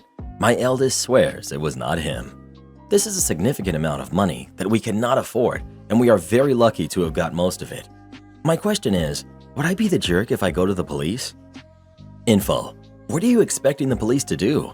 Sounds like your son needs therapy. Seems like she somehow wants her son to be responsible for the money spent instead of her. I don't know why they didn't just return the bike or why the store would have allowed a 13-year-old to use someone else's credit card. Karen wife refuses to let my homeless mother move in with us. My mom just lost her housing a week ago and has 30 days to find somewhere else to live. She was on state housing and disability, but it was turned off without warning. We're trying to fight it currently, but from as far as I can tell, she's not the only person this has happened to this month. Like hundreds of elderly are going through this. She has lupus, so she has no job. She's 59. We have a 5-bedroom house, 3 kids who have their own rooms, and then a 4th bedroom we use as a shared office. I suggested letting my mother move in here and letting her stay in our office, which would have to be relocated to maybe the attic. She immediately said, "No, not happening." I remained calm despite her hostility surrounding the issue bothering me. I tried coming up with every alternative imaginable, and she shot down every single idea. I found it a little weird because her and my mom get along really well. Like I'm pretty sure my mom likes my wife more than she likes me. So I finally snapped and asked her what her problem was and why was she acting so miserable. She snaps back with, "Last I checked, you're fully aware that I refuse to be around your mother's dog. Her dog is not coming here. Her dog is not allowed here. She won't get rid of her dog, therefore she has no place here." I honestly hadn't even thought about the dog up until this point. My mom has a Rottweiler who's like 2 years old, and he's a big boy. My wife doesn't like the dog at all. She's been chased by Rottweilers in the past, but was never bitten, so she won't even give the dog a chance. She admittedly doesn't like any dogs outside of like retrievers, but I still feel this is rather ignorant. I told her she was being incredibly selfish for being unwilling to help my mother over a dog, and she absolutely lost it. She said that her life is not going to revolve around taking care of my disabled mother and take care of an untrained giant Rottweiler. She said she's also not chancing having this mutt around our kids while untrained, and she is absolutely repulsed that I'm not seeing how dangerous it could be. She said I'm an absolute jerk, and under no circumstances was she going to put my mother over the well-being of our kids, and if I can do that, I'd better see myself out. I think she's over the top, to be blunt. Am I the jerk? You're the jerk. Her concerns are valid, and you know full well that if your mother moves in, dog or not, she's never leaving. You're the jerk. Your wife is afraid of Rottweilers, and you are completely dismissive of that. I love Rottweilers and would never dream of forcing one to be around someone who's afraid of them, much less force them to live with one, especially if it's not properly trained. Plus, your wife knows that if mother-in-law moves in, she'll end up as her primary caretaker in addition to taking care of your 3 kids. You're the jerk. She absolutely should not have to be miserable in her own home. If your mom is desperate for a place to live, she has no right to make demands of the people willing to help her out. If she won't, even temporarily, rehouse the dog, she needs to look at other options. You're the jerk. So glad my hubby isn't a mama's boy like most of the guys we read about on Reddit. My mother-in-law lost her housing during lockdown, but my husband knew he better not dare to invite her to stay with us. The woman is nice and doesn't cause any issues for the most part, but hubby knows my home is my safe space. The last thing I want is some old hag lounging around my living room watching old people crap like Lifetime movies. She did suggest staying. What's wrong with Lifetime? You don't like Lifetime? They got good movies on there. She did suggest staying with us at one point, but hubby shut that down real quick. He knew if he even thought about letting that old jerk stay with us, he'd be a single man again, and I'd be the one keeping the kids in the house. Mama's boys need to grow up and realize that once you're lucky enough to actually find a woman who will marry you, she should be your #1 priority and not your mommy anymore. Well, don't you sound pleasant? Manager ends my job at the company I loved. I ended his career forever. Background: I worked at a very big tech company for a very long time, like decades. Over the years, I had worked my way up from being a noob to a kind of specialist fixer. I became fairly well known internally as a security and emergency response person. I got assigned the bad or unfixable projects, many of which made news headlines. I have so many stories that I can never tell publicly, sadly. Suffice it to say that multiple senior vice presidents in various divisions got to know who I was, because I effectively wrangled gnarly and complex problems and herded many intense tech nerds together to resolve big things in multiple divisions over the years. It was so fun. At the time of this story, I was working on a small security team in a product engineering division. It was a somewhat turbulent time, and our team of 8 had weathered multiple reorganizations and had so many manager changes. It was a lot, but we kept our heads down and did the work, and we all got on just fine.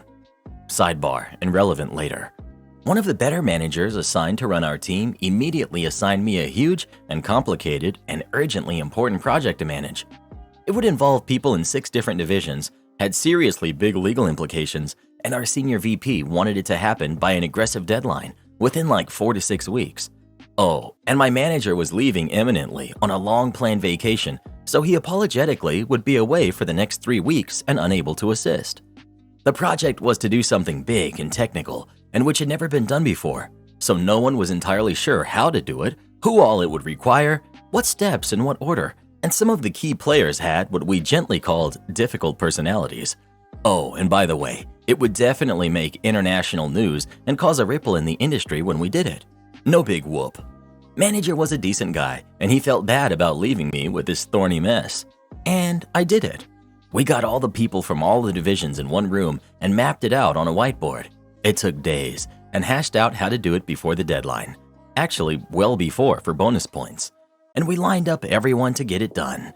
Before we pulled the actual trigger on the very big thing, I had to attend a meeting with the VP and executive leadership, several layers of management above me, and with the legal team to present the plan and to assure all of the executives that we were ready and had it all handled.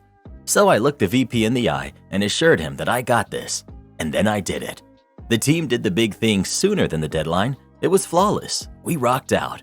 Just another day at the office. The inept manager. A few months after that epic project, our good manager left us for another role, and someone new moved over from an unrelated division out of nowhere. We'll call him Inept Manager. Inept Manager did not know anything about security. He did not know anything about emergency response. He didn't know anything about what our division did. In fact, no one on our team had ever heard of this guy. He was that worst kind of middle manager, self-important, dismissive of everyone, cares most about appearances and ego, micromanages stuff he doesn't comprehend, and just makes everything worse. But he apparently knows people, and those people get him job assignments because of politics, loyalty. He certainly didn't have any skills or experience for our team. Ugh, the guy was the worst. One of Inept Manager's weird quirks was that he didn't think it was appropriate for our team to disagree with or correct each other in front of other people. Things in tech, specifically product development, move pretty quickly, and things change all the time. So if some of our team was meeting with someone from another team, and someone says something like, "So we decided to make the sky green, and we're on schedule," and someone else on our team chimed in to say, "Actually, that's changed. We decided that the sky is now going to be blue, and we pushed the deadline back 2 weeks. That just happened in an earlier meeting." Oh, okay, cool. Inept Manager would interrupt and say, "We clearly need to get on the same page. Let's end this meeting right now and reschedule when my team has all the facts straight." What? That's insane. We'd literally never have any meetings if we waited until everyone knew all of the same information all the time. Other teams would routinely leave meetings with us with inaccurate info, which affected release schedules, resources. It was just a mess. Inept Manager hostility. Shortly after Inept Manager became our manager, he started being really hostile to me. Not to everyone on the team, just me. As far as I knew, I hadn't done or said anything to earn his hostility. Suddenly, after 20 plus years at this company, I could do nothing right. While this jerk didn't actually understand most of what my job was, he was sure I wasn't doing it right, and he was quick to tell me so, and often in front of others, to the point that my coworkers would take me aside to ask what was going on. I didn't know either. The thing is, I was the only woman on the team, and I have a disability. Now, I've been through some things working in higher tech over those decades. It was very much an old boys club back then, and I was fine. I'm not one to claim discrimination at the drop of a hat or for no reason. However, when I was trying to piece together the cause of this dude's hostility, some of his comments were very inappropriate and not at all subtle. He also didn't like that due to my disability, and frankly my seniority, I was given one of the few offices with a door on it in our new building. The rest of our team was in open floor plan cubicles, which everyone hated. He was incensed that I got an office and he didn't. I had more seniority than just about anyone, so even without my disability, I'd have scored the office ahead of him. Note that other men in our division got offices too, but again, seniority, and that bothered him less. But I was the only woman on our floor with a door, and I was his subordinate. His ego did not like it, not one bit. He threw a fit about it repeatedly. There were lots of other things he said. My favorite among them towards the end was him reprimanding me for my bad attitude in a meeting we just had. Inept manager had told me beforehand not to say anything during that meeting because he was insisting on sharing incorrect information again and he knew I'd want to correct it. So I sat quietly and kept my eyes on the PowerPoint presentation or on the floor nearly the whole time. When I asked him how I had had a bad attitude when I hadn't said anything, as he had requested, "I didn't like the look on your face." Okay, dude. After realizing there was nothing I could do to make this guy happy with my work and to lose his hostility, I finally went to HR to go on the record. I knew they wouldn't do anything about it, but I wanted to document it at least. So predictably, they told me to work harder at getting along with an inept manager. And because it wasn't my first rodeo, I went back to my office and emailed HR saying, "Thanks for meeting with me about my concerns about an inept manager. I fear his bias will reflect negatively in my next performance review. HR should be aware that there is a real problem here, and I hope you'll take steps, etc." Which of course they didn't, but now it was on the record. The axe falls. And then a few months later, he gave me a terrible performance review as expected. Long story already long, he was trying to fire me for underperformance. Unfortunately for me, the company had started rounds of layoffs all over, and it was the worst possible time to be looking for another job internally. And now I had a bad performance review on my record too. I went back to HR and said, "That thing I said I was worried would happen when we met 6 months ago, that happened, exactly as I said. Now what?" HR once again was no help. Also, they had done literally nothing. But hey, it was on the record again. Helpful for the attorney later. Blah, blah, blah. When I realized I couldn't find a new gig at my company because of all the layoffs, I scored a new job for much more money at a different local tech company, and pretty quickly. I live in a tech-heavy area. There was lots of shuffling between 3 to 4 big companies during this time period, and we'd often bump into other company veterans at these companies. It was a small world.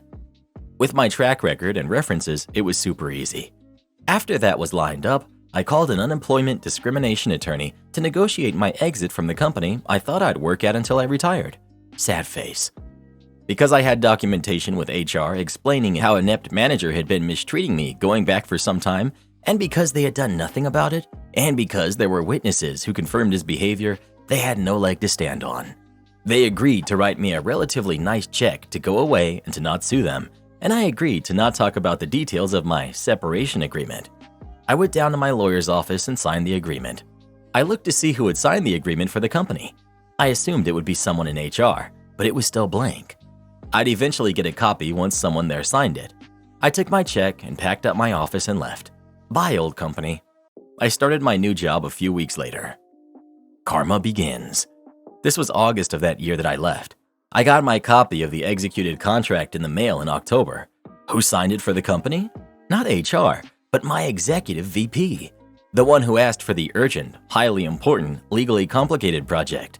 The guy I looked in the eye personally and then delivered on this very big thing he personally asked for, before the deadline he asked for. That is who signed off on my separation agreement. I suspect that he had no idea until that moment that I was gone, and I imagined that he likely had many questions about what had happened. And also, why did they have to pay me a chunk of money on the way out? Whoops, I laughed when I saw it. Since the VP knew me and we had some history, and Annette manager was new to the division and was one of hundreds of middle managers he had likely never heard of, I'm guessing Annette manager had some explaining to do. I really enjoyed the thought of that. Karma for reals. Cut to November. As I mentioned, it was a relatively small tech company in the area, and those of us who worked in security, in particular at Company X, would often encounter other current and former colleagues at Company Y or Z or whatever. Heck, there was a ton of poaching going on between the companies. One day I got an in-company chat from someone who'd worked in security at my old company. We'll call her security colleague. She asked me if I knew someone named Annette Manager. Yes I did. Why? Because Annette Manager was appearing on security colleague's schedule to interview for an open management position the very next day. It seems that shortly after my former executive VP had signed my separation agreement contract, Annette Manager was actively looking for a new job at a new company. Security colleague asked me what I thought about Annette Manager. I said, I can't really talk about it for legal reasons, which, boom, everyone knows what that means. But if you wanted to ring my personal cell phone later this evening to catch up on old times, please do. She did. I, hypothetically, shared some stories with her about Annette Manager. I also told her where his hot buttons are, the appearance and ego thing, the dominant stuff, etc., and all about how he mistreated others, which was perfect since she was conducting the interview.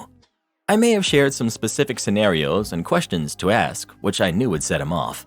I wished her luck, and for the love of all that is holy, to please call me after, when appropriate, and tell me how it all went. It did not go well for Annette Manager. When security colleague rang me, I couldn't wait. How did it go? Well, he got combative and angry and yelled at me, twice, during his interview to be hired as a manager. There were lots more details, now lost to time, except at that company, interview loops were assigned as such: strong hire for this role, hire but not hire for this role, no hire or no hire ever, not for any role. Annette Manager's interview was rated on the last one, no hire ever, blacklisted from any job ever at one of the biggest tech companies in the world, after being pushed out the door of one of the other biggest tech companies in the world. Shortly after that, it appeared that Annette Manager moved himself and his wife and kids a few states away to work at a smaller company in another region. It took less than 6 months from where I left my old company for him to be gone as well. What gets me, still, is that Annette Manager thought I was so inconsequential, so unimportant, that he didn't even bother to check and see where I landed after he forced me out of the company I loved. And when he had to look for a job himself shortly thereafter, it also never occurred to him that I'd have connections with, thousands of colleagues I'd worked with over the years, some of whom could now be working at company X, Y, or Z where he was interviewing, and where I had scored a huge raise for myself. To this day, he doesn't know why his interview at company Y tanked so badly. And since security colleague was not legally precluded from sharing stories she had heard through the grapevine about Annette Manager's problems, it's possible that other of our old security colleagues at Company Z and other companies in this area heard those stories too, which means he's unlikely to get a job at any major tech companies in the area, maybe ever. Definitely not at X or Y, and they are big companies, among the biggest. Am I the jerk for bringing my baby to her sister's performance? This has caused drama I was not expecting. I have 2 kids with my ex-husband Will, Penelope, who's 12, and Johnny, who's 10. A few years ago, I remarried Chris. We have a 6-month-old baby together, Lila. Penelope and Johnny live primarily with their father as he's closer to their school. They come to us on the weekends. Penelope is in the theater program at her school. I missed the fall shows because I was in labor and then had a newborn. Penelope understood as best a preteen can. Her spring show opened last week. Chris and Lila came with me. Will, Johnny, and Will's wife, Ariana, were already there. Will saw I brought Lila and got a weird look about his face, but Ariana shushed him and said, "Just let it go." Lila slept through the first half. A little before intermission, she awoke and was fussy. I began rocking her and trying to calm her while also watching the play. I got a few dirty looks from parents around me. I give them a "what can you do" shrug, as it's a baby. At intermission, Will suggested Chris take Lila home. I said she should sleep during the second half, and Chris said he wanted to watch the performance. Will started getting upset, but again, Ariana had him walk away. Lila did fall asleep again, but halfway through Act 2, woke up and started screaming. It was loud enough this time that it did catch the performers off guard. I quickly went into the lobby with Lila. When I tried to go back in, once she stopped screaming, the usher wouldn't let me, saying once a person leaves, they're not allowed back in to prevent interruptions, meaning I missed Penelope's solo. Penelope refused to see me after the show, nor accept the flowers we bought for her. I watched her leaving with Ariana, who was consoling her. Will met me in the parking lot. He was upset. He said I never should have brought Lila, pointing out he and Ariana got a sitter for their kid. I said I didn't want to leave Lila, and I felt it was good we all supported her. After missing the fall show, I wanted to be there for my daughter. I added it was just a middle school performance. It isn't the end of the world. He gave me a disgusted look and walked away. Penelope hasn't answered my calls or texts.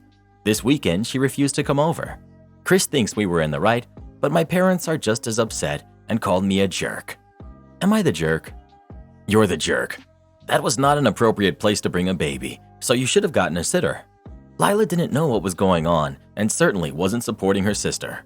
And if you were going to insist on bringing her, Chris should have held her and been prepared to step out if she got fussy so that you didn't miss any part of Penelope's performance. You sent a loud and clear message that your new family with Chris is more important than your older kids. This is literally what I came here to say. Of course Chris thinks you two were in the right. He handled this worse than anyone. You and your daughter's relationship is going to take a big hit because Chris couldn't do what you were doing and make sure you got to watch the performance. But possibly worse than that is Will literally tried to fix your mistakes for you at intermission by suggesting Chris take your baby home. You're the jerk.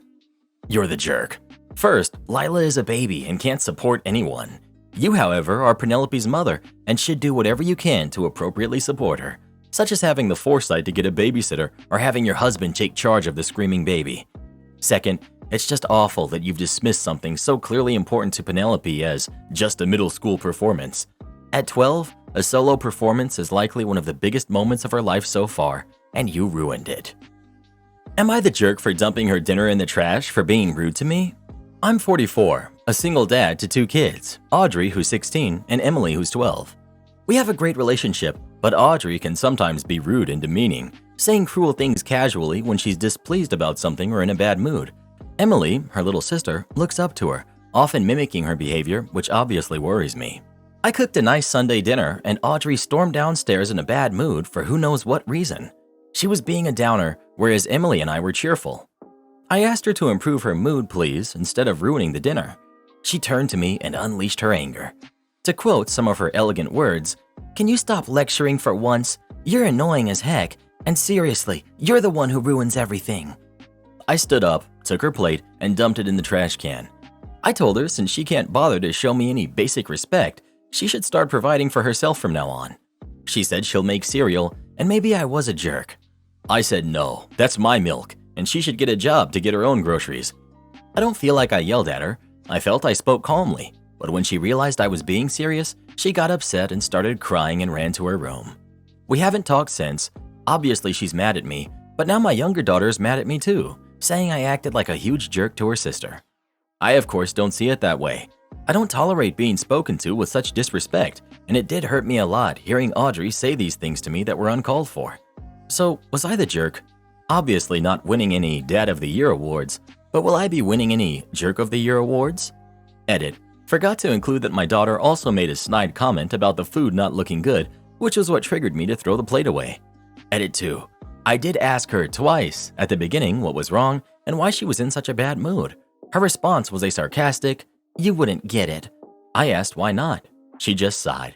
Edit 3. Of course she's not starving. I was just trying to make a point to her. Edit 4. Vast majority of you think I'm the jerk. I'll apologize and give her cereal. You're the jerk. It's pretty clear where you went wrong as well. I asked her to improve her mood, please, instead of ruining the dinner. If someone is in a bad mood, asking them to not be in a bad mood and accusing them of ruining something is probably not the right approach. You're the jerk. I get being annoyed and I get punishing her, but you threw away her dinner and then told her to get a job to provide for her own food and wouldn't let her eat. Like, my dude, when was she gonna get a job on the spot to get a paycheck to buy dinner? I don't know. I don't really agree with withholding food from someone like that. You're the jerk. Throwing away someone's food should never be used as a punishment or used to make a point. You're a grown adult who apparently can't regulate your emotions. How do you expect your kid to? Should she talk to you that way? No, but she's probably going through something and could use some grace. I'm sure you have a lot on your plate also, but you're the adult. She's your kid. I'd apologize and work on your communication skills. Not the jerk.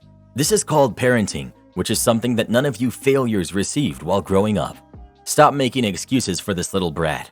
When I was growing up, if we ever got an attitude like this, no dinner was not an unusual punishment. Believe it or not, one night of not eating isn't gonna hurt you. It's amazing how many of you act like babies and demand that people baby their kids.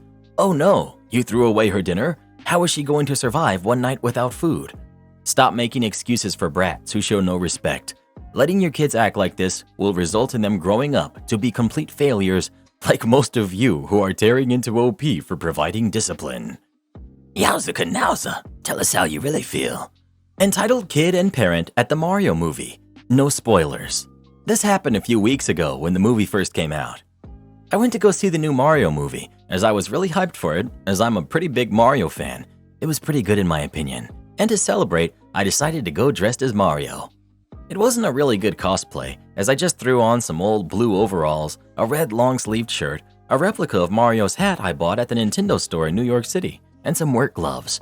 I even brought a plush super mushroom that my late aunt bought for me in China. Anyways, I got to the theater, paid for my ticket, and got my snacks. A large bag of popcorn, some candy bars, and a blue raspberry slushie. However, the movie didn't start until 1.5 hours, so I just hung out in the small arcade they had there. While I was there was a boy with his mom, and he kept eyeing me and got all excited. Keeping with the Mario theme, let's call the mom Bowsette and the kid Bowser Jr. Bowser Jr. Mummy, look, it's Mario. Bowsette. Yes, I know. Bowser Jr. Can I see him? Fine. So Bowser Jr. runs up to Mario, and that's when he sees my mushroom.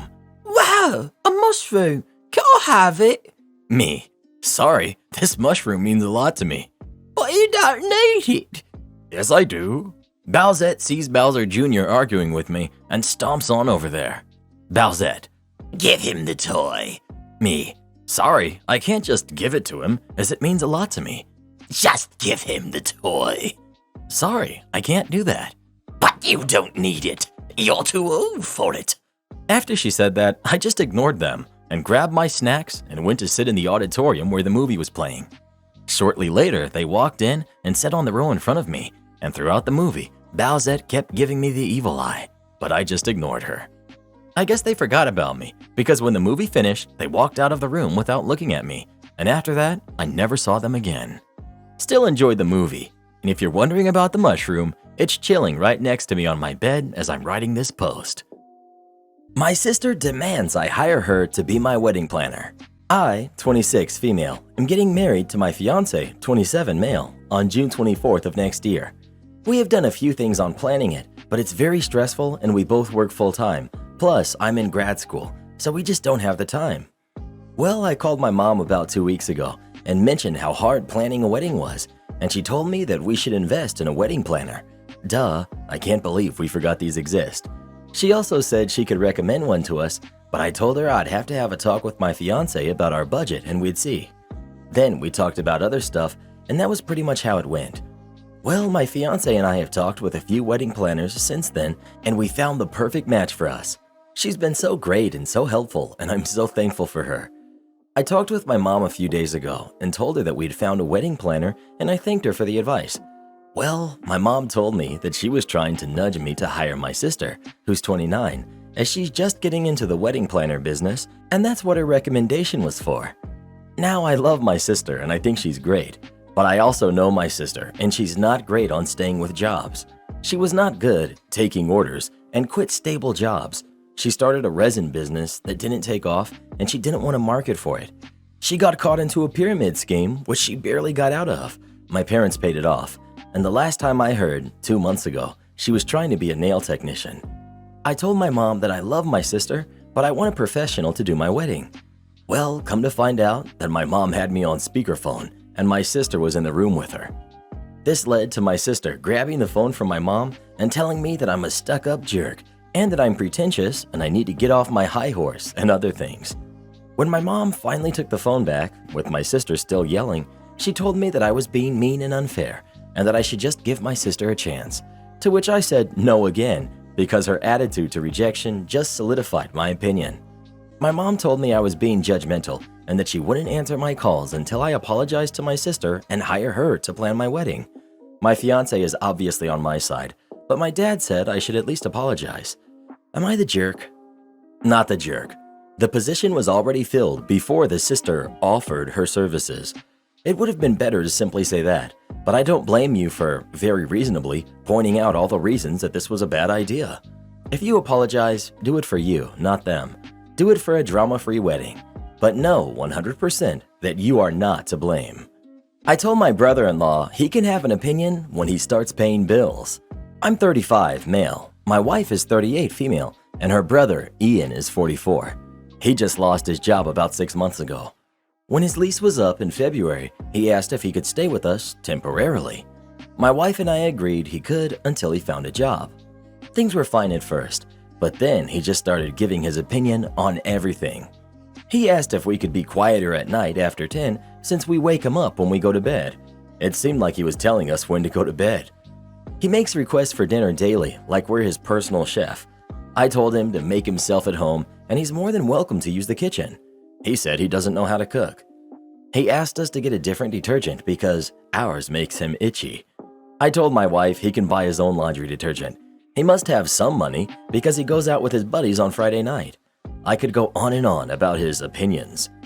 Things got worse, and Ian acts like this is his house and he's in charge.